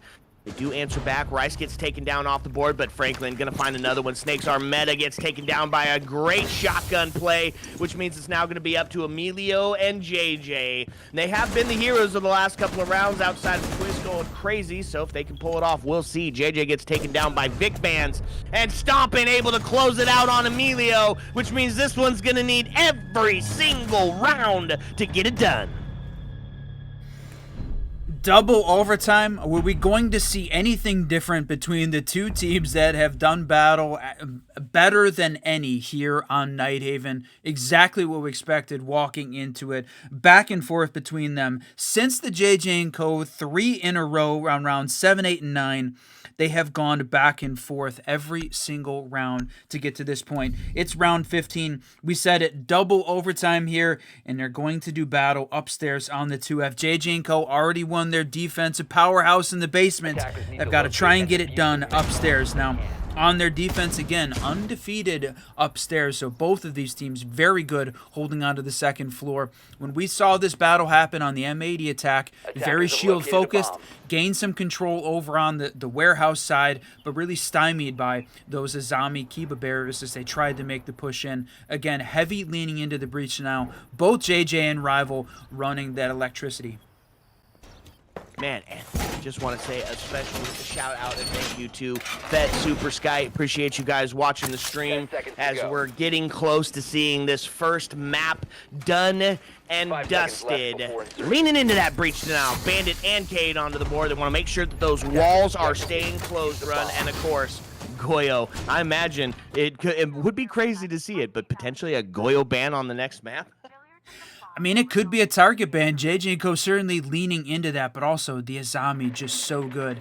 And honestly, chat's coming out. It's the same. The fact that this is not unlimited overtime is honestly a little bit of a loss. It's too bad that we're not going to get to see it. But this right here, Rival holding on to the Bandit, playing the trick on that main IT wall, and right now M80x, we didn't see any of the orange outlines downstairs ready to put pressure up through the floor, so they're going for a little bit more of a direct take. Franklin going to make sure that he gets that outside connector wall open. They've got that big piece of the site lined open.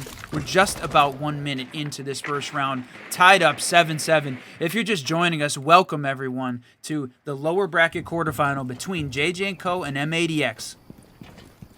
Yeah, I love that we're seeing both of the hard breaches brought out by M80x. Kind of falls in line with some of that more traditional part of Siege, as because you've got that double breach denial. You got to do something to get it open. They haven't got main wall just yet. Stomping a little bit on the lurk here, Whiskey. He puts himself down in cafeteria. He's going to try to make a play at the back. This certainly feels like a problem here for the M80x attack, moving a little bit too slow. They do finally manage to get that wall open, but Rival continuing to play the bandit trick on IT. No pressure from down below. The key to trying to open up that floor, but Stompin' is going to win the battle versus Twist, and that's an opening pick. This final minute getting close to ticking down as the shields are making their way in through connector. Yep, and there it is, though. Goyle going to start to do some of that stymie on the other side. Now, they did have one last time very close to this breach here. Oh, man, Snake going to find 2. Franklin and Aiden go down. Body bounce back into the hands of JJ & Co. And with Vic Bands going down now into a 4v2, it's starting to get a little bit desperate for M80x here as they find themselves needing a huge play. They need Stompin', the king, to be able to claim 2 of these and bring it back into contention. JJ finds Rice. It's all up to Stompin'. He finds one, but gets taken down. JJ takes him. Map number 1 headed into the hands of JJ & Co. No way, my friend. There's no way we walked into this thinking that we were going to see for sure a JJ. Actually, you know what? I'm going to go ahead and say it. There was absolutely the possibility. We knew this one was going to happen. JJ & Co. so good on this map. They've now won it twice versus this team. They have showed up when they need to. It is, though, my friend, A best of 3. This is not over. The day isn't done. This match isn't even done. We get to see Kafe next as we work on getting that lobby set up for map 2. But, man, what a back-and-forth battle.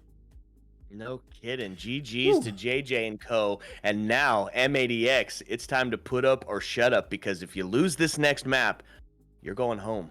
You're going to have to try it again on the next Challenger Series. So it all comes down to map number 2, to Kafe, and what does M80X have in the tank, or is JJ and Co. going to run with it and try to make their bid for the for the Pro League? Sit back, relax, because when we come back, we're going to be the stunning conclusion of the second map.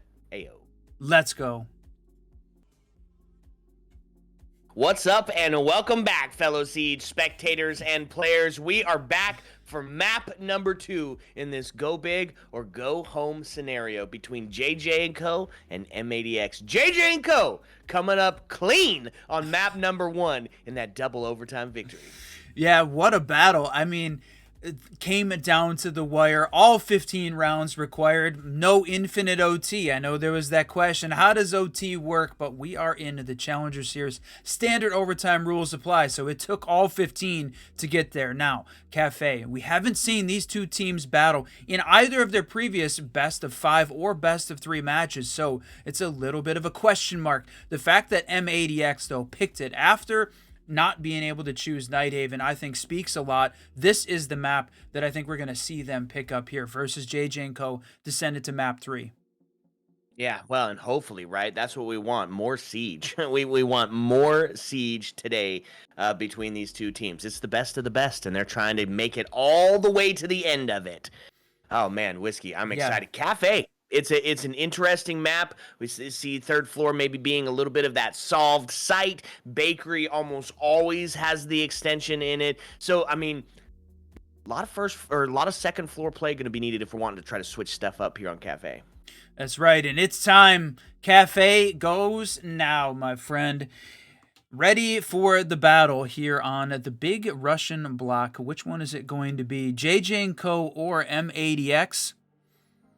Man, can't wait to see how this one plays out. The ban phase for sure going to say a lot, but before we say that, I just want to say thank you to everyone joining us, co-streaming, watching with us, community casters here doing this, donating our time, your subs, your follows, all the comments mean the world to us. So thank you for being here with us.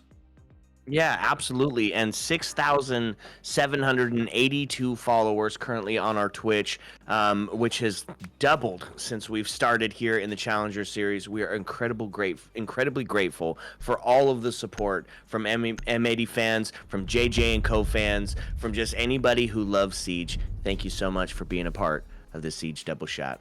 Let's get into the bans, Whiskey. Dokkaebi and Blackbeard going to be the first to go. Any surprises there? Not at all. The only change, I was going to say the only change is who banned it, but nope, it's going to be the same. Blackbeard, Dokkaebi going down, and then this is the change. We said it earlier. M80 been very consistent banning a shield, either Blackbeard or Monty, and the Valkyrie. This time, though, going to choose the Azami. I think Azami really completely changed the way that Nighthaven was played from both teams' perspective. Threw off that game plan a little bit. Take her out of it. Remove that option here. So that way you can be a little bit more defined. Run the game plan you were expecting. And now, to have the Mira gone as well, that doesn't seem nearly as important as it does on Nighthaven. So I'm a little surprised that we see JJ and Co pick up the Mira, but again, not wanting to be able to try and play behind those. M80X had done a very good job managing behind the Mira windows, and she sort of forces you into a couple set ops to try and deal with her util. So this gives them a little bit more flexibility when they get on their attacking half. So M80X starting off on attack here. JJ and Co defense. This is M80's map pick, and if you're just joining us, welcome everyone to the Challenger Series lower quarterfinal. This is a win or go home elimination game. The winner moving on to face the winner of the Unks versus the Space Tubes, taking place on High Bear's channel. The loser is out of Challenger Series forever.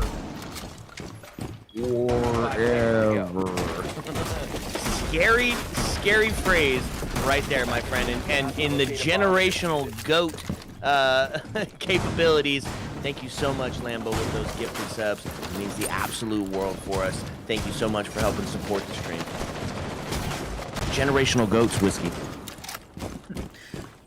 I love the fact that we've got that much support here in the chat. And Aiden, we talked an awful lot about how much JJ & Co. had picked up that opening pick over and over and over again during the second half of Nighthaven, and that was, it seemed, M80's downfall. This time, though, he's going to pick it up, take down Twist, take down the Legion, and yeah, even though he says it was a bit of an accident, well played by Aiden to take advantage of the accident made by the defending team. We talk about it. These teams are so good at this point. They're fighting for their spot in Pro League.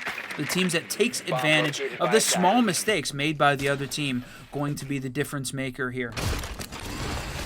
And no, not that they can't qualify ever again. No, we're being a little dramatic because it is a go big or go home scenario. But out of this qualifier series, though, they'll have to wait until next year to be able to try that again. Sorry for the drama. We are casters. That's right, trying to add a little bit of drama to the scenario. That's right. This team, from a Stage 1 Pro League perspective, this Challenger Series, the only one that they can try and win, and we're not going to see the Challenger Series again until next year. So that's, we'll say, for this year. But appreciate everybody, hanging with the drama. And right now, hanging with the vertical play. It's one of the things we've said that M80x is so good with, and it really plays into a Kafe attack, the vertical. You can see this floor is absolutely just shredded right now from the combination of both the Buck and the Ram, and then Rice on the Buck this time, taking down JJ. That's the Ella. I love the Ella pick, but, watching straight below and popping the Goyo canisters early and often. This is exactly what this team needed. What an interesting play, right? Goyo back on the board, obvious because he was such an impact player on Nighthaven, but they're quickly getting in and getting that dealt with. M80x claims that man advantage and now looking to get themselves in place and ready for a potential plant. Smokes go off into the freezer, so you can't make that drop just yet, and the power from White still there. Rival's able to take Franklin off the board, so he's just waiting for it. Puts the smoke out to stop the push from the White stairs as well, so he's safe and secure inside of his little position for a moment. Smoke goes out again as they make the drop. They're just not afraid of the smoke. They're going to get in and plant anyways. Big Bans, Sens goes out. They're going to find one. Stomper takes Rival off the board, and the impact goes. Now they're looking for him. They stop the plant. 10 seconds left. Takes Buck off the board. The Snake is good for a double. He's a low health scenario. With 6 seconds left, they got to find a kill, and Stompin' is going to do it. Cuts the head off the Snake, and they find round number 1. That's right, in a 3K fashion to start off round 1. There was a lot of discussion about whether or not Stompin' was showing up today. He's going to answer back on round 1, map 2 with a 3K to put a stake in the ground to start off Kafe. This is a best of 3. JJ & Co. may have picked up that map 1 in dramatic double overtime fashion, but M80x looking to strike back hard here on map 2. Okay, so first site done and dusted. They're going to take it down. We said this was going to be a big part of today's play, is that second floor option, right? Seeing into that reading and fireplace area. Now, we see both of these sites getting played. Now, one a little less desirable than the other, but both have started to become kind of impactful here, Whiskey. That's right. I mean, both of these mid-floor sites have become important pieces of the defensive setup, and really we've seen the teams that favor the vertical sort of avoiding the third floor. They get to play vertical down on top of the team as they try and make that push in. It forces you to fully clear that third floor. You cannot get a plant down if you don't have that vertical control, and the defense still does. So this is JJ & Co. I think playing into the current mid-floor meta here on Siege. Okay, and to do so, they've got themselves a potential to have that extension in place with the castle. So a huge investment to the vertical going to be had here by JJ & Co. And it should, right? Looking to potentially get themselves some run-out capabilities. The Nomad is on to stop that. They doubled up. They doubled up on that flank watch. Both Nomad and Gridlock being brought out. Detected a bomb. Preventing the flank, watching, making sure that JJ & Co. is going to stay focused on the fight, try and box them in. Don't have any of this, the Kibas to try and control the flow of the game. They're going to use that flank watch to try and make sure that they can manage it. Rival holding on upstairs into Cocktail, looking for a couple fights. Twist taking some angles, and you can see so many of these M80X attackers upstairs on the roof looking for that true top-down clear. We talked about it being necessary. The thing I got to wonder is how much of, and you can see it, Aiden holding on, how much run out are we going to see? Who's going to take those crazy peaks? Who's going to take those crazy actions to try and throw away lives? We saw it a huge amount on Bank. That C4 flies out and is going to miss. Man, just barely, but they managed to hang on. So now, Fire's going to seal off that Cocktail. JJ's going to be good for 2 as he takes Aiden and Vic off the board. Stompin' going to take JJ down as they make that drop onto the hatch. A little bit of crossfire set up. Twist is in place to find Rice off the board. Now into a 4-2. A quick drop down is going to see Franklin's life ended by a shotgun, which means on pace for the ace. Stompin's got to be able to be perfect here with these last 4. He's got to double the current kills he has to bring this round back into contention. A jump out is going to see him rotate down to the white stair instead. Looking to get active, pushing himself in, looking towards reading. He's got to deal with this shotgun first. Takes a quick shot. Rival's going to take him off the board, and that's going to see us equalized on the scoreline. Was that vertical. They were never able to push the Warden out of that Cocktail position. We knew that he was playing there, talked about it early on, but when you just didn't have the options, the window simulator in effect taking place over on the Cocktail side of the map, and just Rival holding on until the very last second, able to watch the push into the side door. So JJ and Co pick up 1 on defense. The back and forth battle starting again on map 2. M80X, the pressure is building on this team. We've been saying that there wasn't the possibility for them to go home. They always had an out. They always had another series. They always had another game. Not today, my friend. This is it. I've got to pick up Kafe to continue the battle onto map 3. Okay, well, they've done half the job on the side of the attack, though, right? I mean, you only need to take 2 to feel comfortable going into your defensive half. So all they got to try to find is 1 more. They take it back to the second floor site, and this is where we saw it gets a little crazy. Normally, teams aren't really opting for that mining site, but in this age of verticality, it's become a viable option. You know, and the crazy thing about that is we didn't used to see mining as the preferred site precisely because it had so much vertical play above it from the 3rd floor that made it a little bit difficult to defend. But if you're going to spend all the time from a defensive perspective setting up the 3rd floor to hold on, you might as well continue to play the site below, forcing the team for that same top-down clear, and they've got to make that push downstairs. So no way. Are they caught in the... Looked like they were caught in the rotate hole. Kind of a funny mechanic there, but yeah, you said it's a change in the way the meta's playing out. Okay, so really got some time tortures on the board here. Castle Frost, Legion, Smoke. Smoke's doing a great job of holding on to White when they were down to that bakery area. Almost assuredly knowing that a run out is coming. They're holding on to it, but it's just a pistol in the hands. They start to posture, get themselves inside. Looking for a couple of quick shots, forcing a rotate, maybe pushing somebody out of those critical push points. Just send some fire in there and hang on, baby.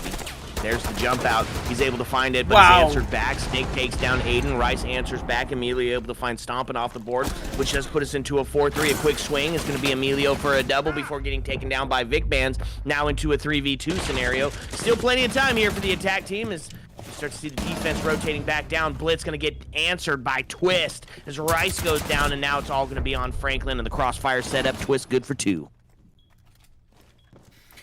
And you're playing Kafe. It is a little bit of a defensive-sided map, so not unexpected that we see them start to pick up some defensive rounds. M80X answered quickly on that or started quickly on round 1, and since that point struggled a little bit. And we asked the question back on round 1, at the beginning of round 2, how much run out, how many jump outs were we going to see? What style of aggressive defensive play was JJ Co going to bring? They answered pretty quickly here as we've gone through 2 rounds.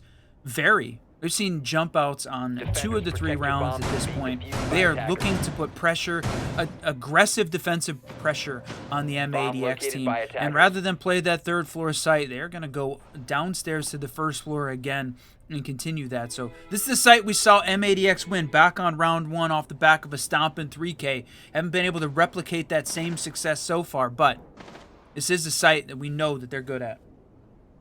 Yeah, and here's the fun part. JJ puts themselves onto the vigil, so roam game initiated.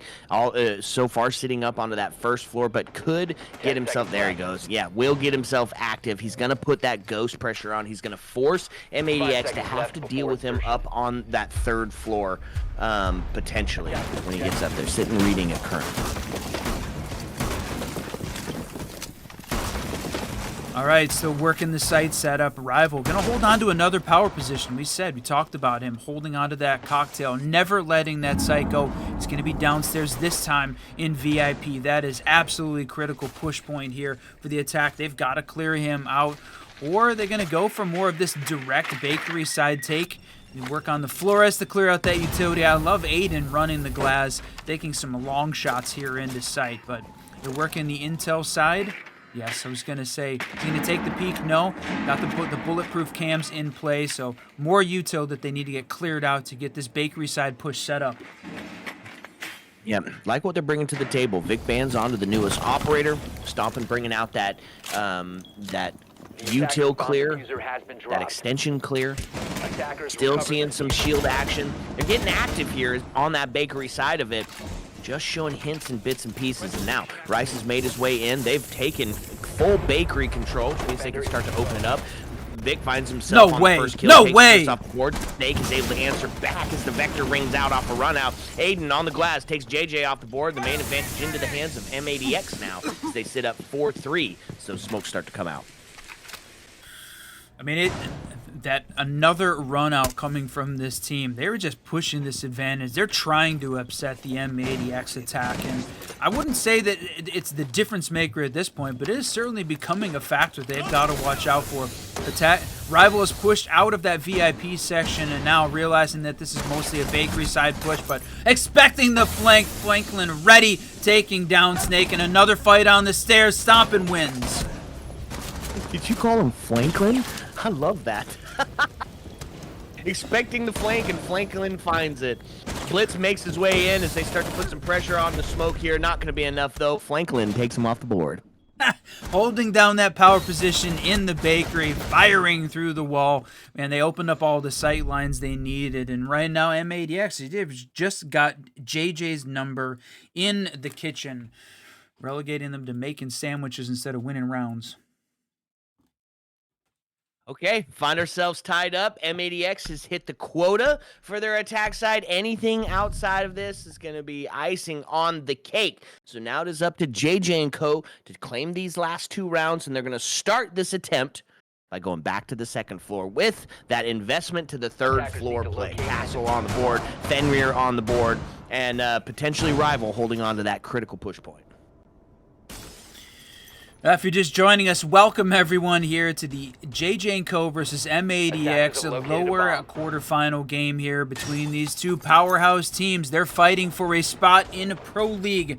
The playoff bracket is on its way. Map 1, JJ & Co. and an 8-7 victory on Nighthaven. Close, double OT required. Map 2 and M80X's map pick. We're sitting tied up 2-2. It's M80X, I mean, on a defensive-sided map, on attack, has found that quota again. Even if we see JJ and Co. win out the next 2, they've done their job. Man, we hit 6,800 followers. Thank you so much, chat. We appreciate you guys. We appreciate it really a lot. It means the world to us. Oh, man, it doesn't get much better than this. 2-2 on the tie-up. Aiden is this time going to bring out the Nook instead of Stompin'. Stompin' putting himself on flank watch with the Nomad. And Franklin sticking the Capital pick.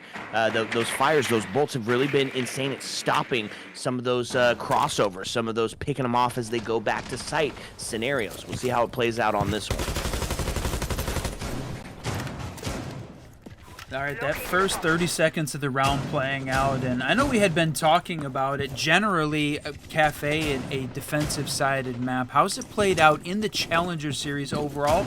Slightly attacker-sided. It's actually 55% to 45%. So recently, maybe a little bit attacker-sided. We'll see whether or not M80x can continue to push that stat a little bit further this time. So this Vic, ready, waiting, watching for the run out. Yeah, you've got Rival playing cocktail again, not willing to blow his life, but look at this, the fire just covering his feet, but he stays alive. That's right. The Famer Gadget goes off, but look at this. Rice just in, getting the plant, and all of a sudden in a 5v5, we find ourselves with a post-plant scenario. Blitz puts himself on the play towards the rotate, but it's going to be handled by Stompin' as he goes down. Rice gets taken care of as the main advantage gets equalized. Rival able to find Big Bands off the board. Franklin answering back down to a 3-3, now to a 2-3. Stompin's able to find him. Emilio takes Stompin' down, so now into a 2-2 scenario with the vertical being had, but they're going for the defuse. No! The C4 to take him off the board. That was huge. He might be able to stick this. They get Aiden down, which means JJ & Co. is going to find it in the retake scenario. Disable the bomb diffuser. Defender mission successful. Holy cow, my friend.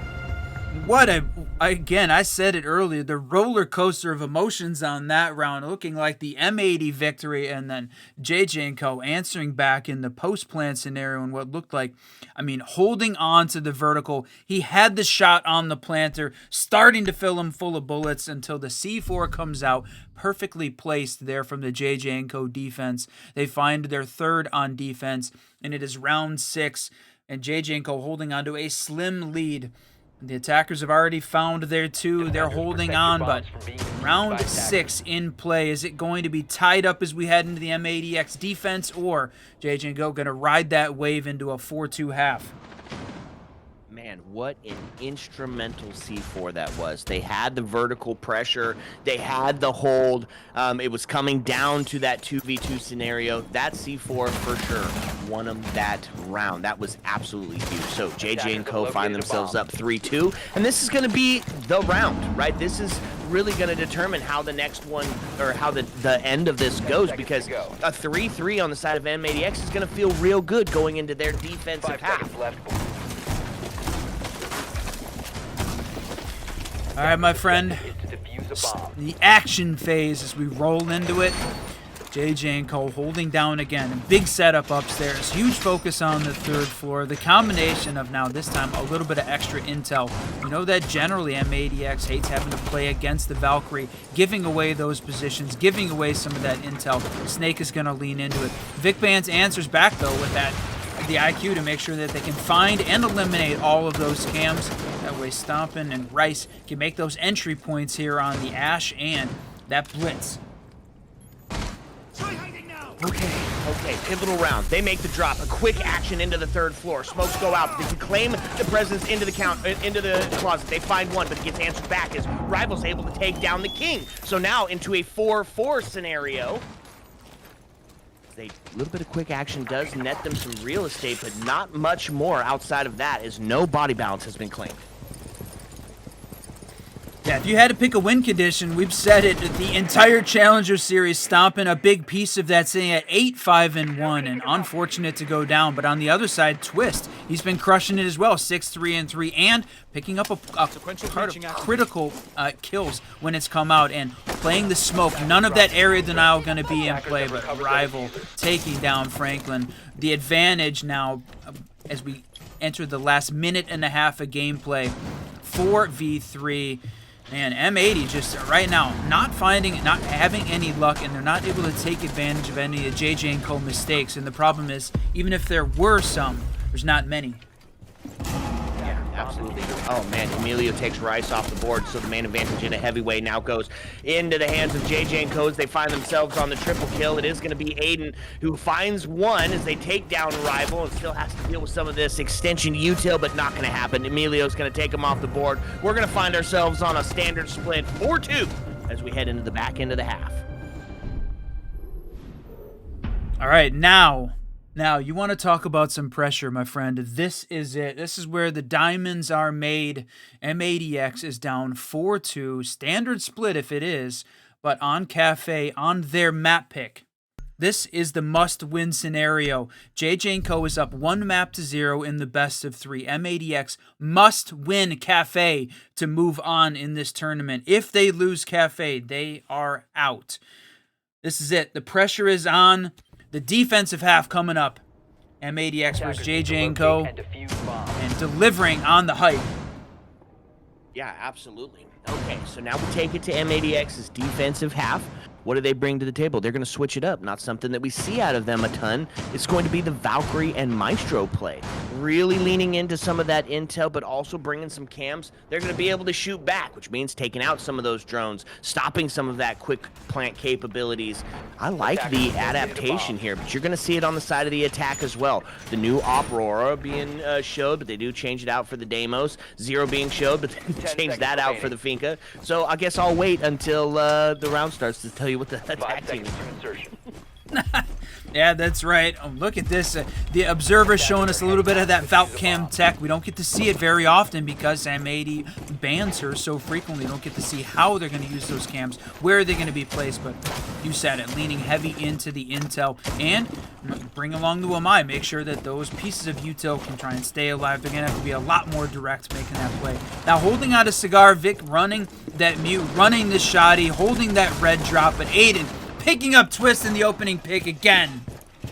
Man, that is such a huge opening pick for M80x. Twist has been the hero, at least of the last map, and putting a show on today, or for this one as well, as he sits 6-4. So, main advantage in that body balance is going to sit into the hands of M80x as they start to see some flashes coming in, but lots of coverage by the cams here.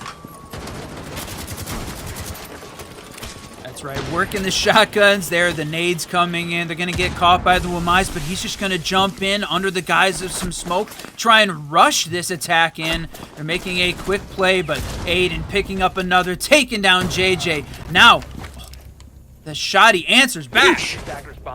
Yeah, he's been on that shoddy all day and just been a devastator with it. Snakes Armetta is going to get the TK ring out as Amelia goes down. An unfortunate piece of shooting there, as they now find themselves in a 4v2 scenario. Rival on a low health as he's been reduced to less than half, and they're going to start to take a look. Who are they pinpointing? Trying to get a lock onto this mute. Put that jammer in place, going to make that incredibly difficult. Stomping, chops the head off Snake, puts us into a 4v1. Rival, the hero of JJ & Co. currently needs to pull this one back if they want a chance at bringing this round back. If he loses this, I'm going to blame it on the skin that he's running on the Vendetta, because what the hell was that? No, just kidding. Rival has been the guy, part of the win condition here for this M80x team. They do manage to find him, take him down, pick up their first defensive win, getting a little bit closer to tying this thing up. 4v3 as they answer back on that third floor. JJ & Co., they made the quick rush in. They gained a lot of space early on, took the fight to the bathroom, but then completely shut down as they tried to gain any more map control outside of the top white. Okay, so they find themselves one on the defensive side of it, which means they're one closer to securing themselves the tie-up. We're going to take it down to the bakery for this. No castle on the board. We are going to still see that intel being utilized. Stomping going on to the Mozzie. Right? A little bit of that mobile intel and a C4 to boot, and they put himself on the P10. Arguably got some of the coolest skins in the game. I know I've said that before. I just want to reiterate that. I love those P10 skins. Yeah, playing downstairs on that first floor, a little bit of a stronghold here. And you can see M80 working this second floor as well, playing the vertical. The big question is, how far up are they going to go? Stomping showing the 3F hold upstairs with that Mozzie. Going to utilize those pests, try and prevent any of that intel from making its way downstairs. Going to block off that hatch, make it a little bit more difficult to try and hold on. I love that 3F hold through the train floor downstairs into the prep entrance. So whether or not he's in a position to hold that long angle or whether or not he needs to, waiting to be seen. But JJ bringing out the Monty. They're going to run the shields here as they try and push in. Whether or not it looks like setting up on the white side. So they're a little bit of split push here, opening up sight lines on both the bakery and the white side to start.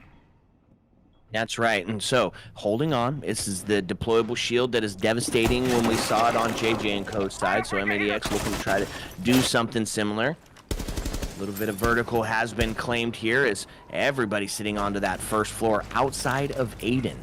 who is up in the train. If he's left unchecked, could be huge, but no. They're going to get in, they're going to take a look, and they're going to spot him out. That's right. That's a big rotate there for Stomp, and he's covering a ton of ground on this map. Third floor, first floor, second floor, making sure that they're working, identifying where is this JJ & Co. push coming from. First minute of gameplay is down, working on the drone side, takes them out, right? Basically, this most of the attacking team making the push upstairs. They've gained third floor control. The C4 goes out, does not connect, though, as Monty makes his way down those white stairs. That's right, and they've got the intel, they've got the ping, so they know that the pressure is starting to mount here up onto the third floor.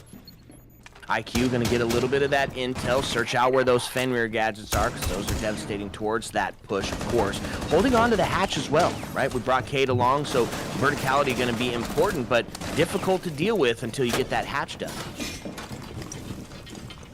Look at this, Monty starting to make his way up. They've got a prone position. Mozzie in the corner, C4 rings out. Emilio takes Aiden off. No way! So Stompin's going to have to retreat down into that fireplace before potentially getting dealt with. He goes up for the swing. He gets shot through the wall, which gives the main advantage in a heavyweight now to JJ & Co. as they find themselves up in a 5v3. Slowly taking space, slowly taking that man advantage, and now going to start to push in towards that execute. That was a ton of time wasted upstairs, though, and now they have not dealt with VIP, the same problem that M80x had on attack. They didn't have enough of that space cleared out, so Monty's going to try and make that push. Hold on, but there's still 3 of the defenders left alive. There's a lot of action happening in this last 30 seconds. There it is, the one more smoke coming out, and Vic holding down the red stairs. They're going to be looking for a fight. Gonna swing, yes, take it on Ram and win versus Twist in a 4v3, the final 20 seconds. That's right, and they get the down onto the Emilio, so but the plan is starting to go down. They got the cross set up, which means we're going to find ourselves in a post-plant scenario unless they got a way to stop it. They don't. They find the down, though, in through freezers. JJ goes the down. vertical! Snake goes down, which means the rival is going to be the last alive in this 1v2 scenario. Now, he is up on the second floor. He can deny that pressure to try to get the defuse down, so they're gonna have to find a way to deal with them before they can do it. Franklin is able to take JJ off the board and confirm the kill, which means we're into a true 1v2 now. Gotta have 7 seconds on the board to get that plant started, so they both make the drop down, start to put the pressure on. Soft the chassis, takes a look towards no the way! freezer. They're gonna find that first one, and he's just gonna start to try to stick it. He takes to halfway. Oh man, rival good for 2 as they find themselves on 5-3. Rival has absolutely been on fire today. If you're just joining us, you're coming at the perfect time to watch what could be nearing the end of the battle between these two teams. JJ & Co., they're up 1-3 in this best of 3, and Rival has just been going crazy. He's the guy right now. Maybe the win condition here for M80x. Needed to shut him down. Into that post-plant scenario, plays it perfectly with the upstairs play and then rotating back downstairs to take out the planter. It was almost a long arm, almost done. Well played, though, coverage there by the attacking team. And JJ & Co., you said it, up 5-3 now. It's unfortunate. We haven't seen... this is the first time we're going to see the second floor side, so the primary, secondary split between these two teams. Okay, so JJ & Co. now 1 away from that coveted match point scenario, which means we're going to see some second floor play here with an extension up top onto the third. Casco being brought out to stop the great window simulator. Frost being brought out to stop any of those jump-ins, some of those critical push points. We've seen him utilized behind the bar. We've seen him utilized on the drop. We've seen him utilized underneath the windows. Plenty of places for that to go down. And then, of course, lean into that intel. Franklin back on the Valkyrie.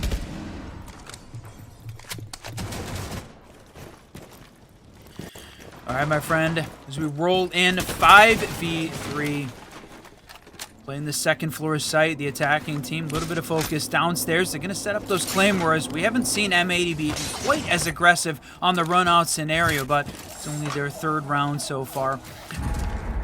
Making sure that the claymore is going to catch any of those players as they try and make the jump out. Rival again, 11-5-3, absolutely the man to beat. He is the one that needs to shut this down.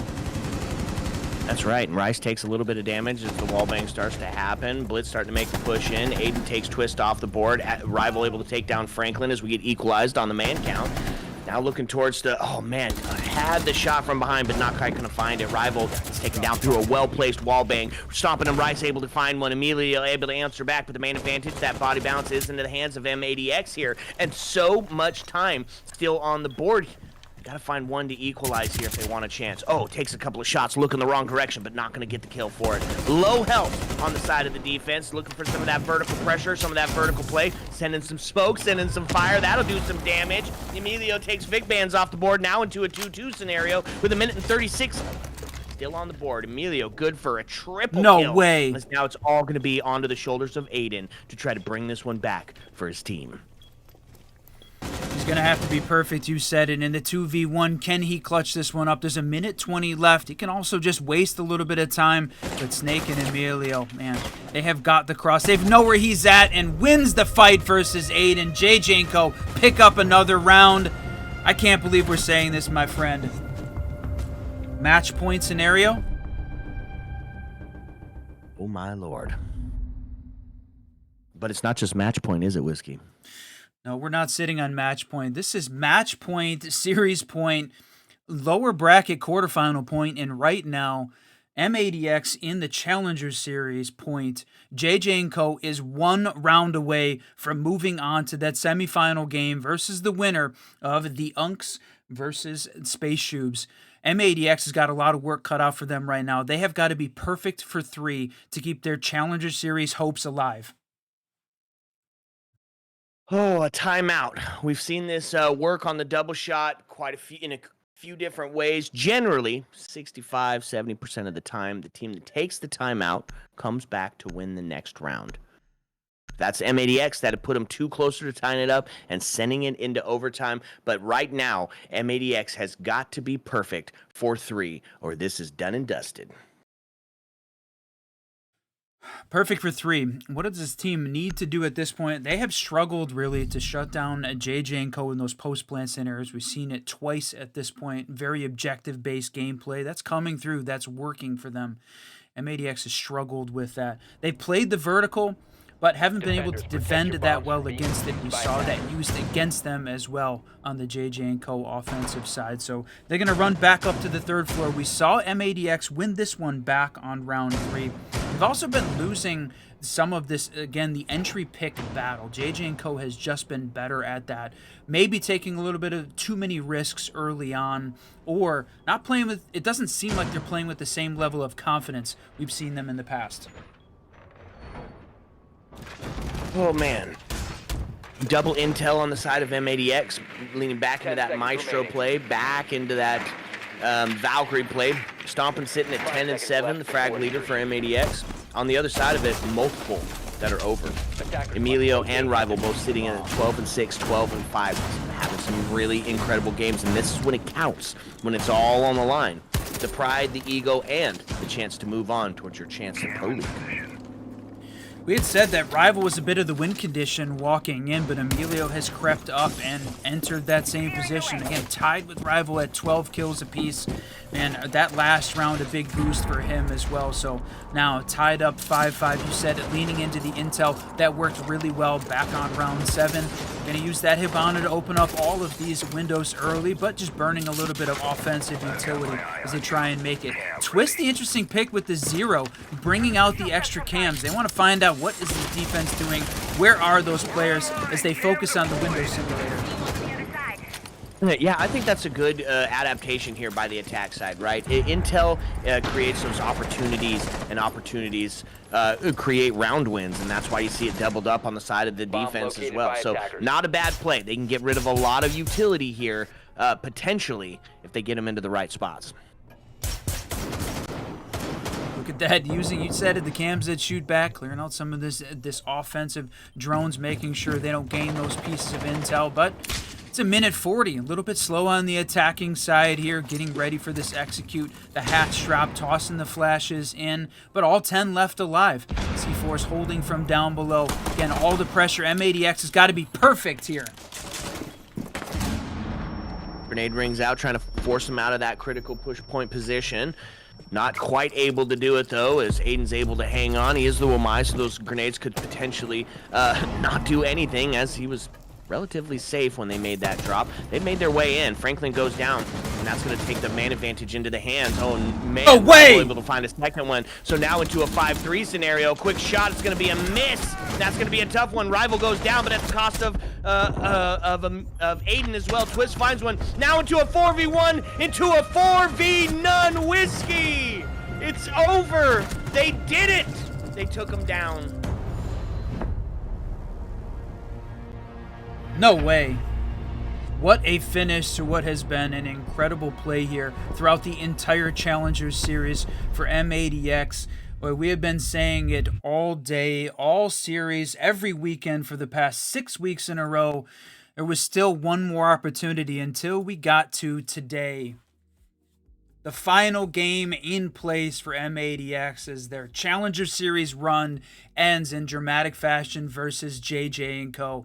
They shut down M80x when they absolutely had to at the last opportunity. In what was the three-peat between these two teams, they have played the Crucible Grand Finals, the qualifier #1 best of 3, and now the lower bracket run. JJ & Co. just has their number. Nighthaven, the crux of it, and then they were able to close it out on Kafe. Man, what a game. What a game. And when it's all on the line, the path to pro, the gateway to greatness, JJ & Co. is going to be moving on to face the winner of... What was Space Shoes and the Unks. Space Shoes and the Unks. Yeah. Man, what a freaking game. Well, if you're an M80x fan, you're going back to the drawing board. If you're a JJ & Co. fan, you're cheering on for the next game. Whiskey, this was everything that we wanted for the CL, for that path to pro. Unfortunate for M80x that it ends here, but we got some really great games still on the way. Yeah, that's right. And again, thanks everyone for the follows, the subs, being a part of the Siege Double Shot as we brought you all of that Challenger Series coverage. It has been a hell of a ride, a ton of Siege. When we started this thing back at the beginning of March, didn't know how far, how long, and how much great Siege we were going to see along the way, but we were glad you were here for it. This has been a fun one, my friend. The day isn't over, though. The mainstream R6 is going to be picking up, I think, the next game, and got this final between, or the winner of this game and that Space Shoes Unk going to be on the main channel as they get ready for tomorrow's grand final. Man, it is all coming down to it, Whiskey. We are here. We're at the end of it. Okay, we're going to chat about it real quick and see what's next for the Siege Double Shot. So sit back, relax, because when we come back, we're going to chat about it. Heyo. Let's go. All right, what's up and welcome back, fellow Siege spectators and players. Talked it out. We're going to be sending you over to the main stream for the final game of today in what promises to be an absolute banger. So, headed over to the main Rainbow Six. We just wanted to say thank you so much to everybody that was watching the stream. Fett, Super, Skype, you guys were amazing, showing our viewpoint here. As always, thanks to Jinxie and his fans for coming in and supporting Stomping the King as they made their way on the path to pro. Alas, it is not to be for them this time. But, Whiskey, it was great Siege. It was a great Challenger Series for the Siege Double Shot. Happy to have been here. Thank you for the subs, the follows. I mean, our subs have nearly doubled since Challenger Series started. We're just so grateful for every single one of you guys. Yeah, very much appreciated. Thanks again for all the support. And it is time. Siege isn't done. Challenger Series isn't done. We still need to find out who is going to Pro League. M80x not on that list, but there are still some great teams left in. Revelations looking like the team to beat right now, but JJ & Co. going to make their run for it. That's right. Okay, folks. Thank you so much for tuning in, but alas, we must bid you adieu for the evening. So as the lights start to dim and the jukebox starts to sing closing time, as always, my friends, you don't have to go home. But you can't stay here. Ayo. Let's go.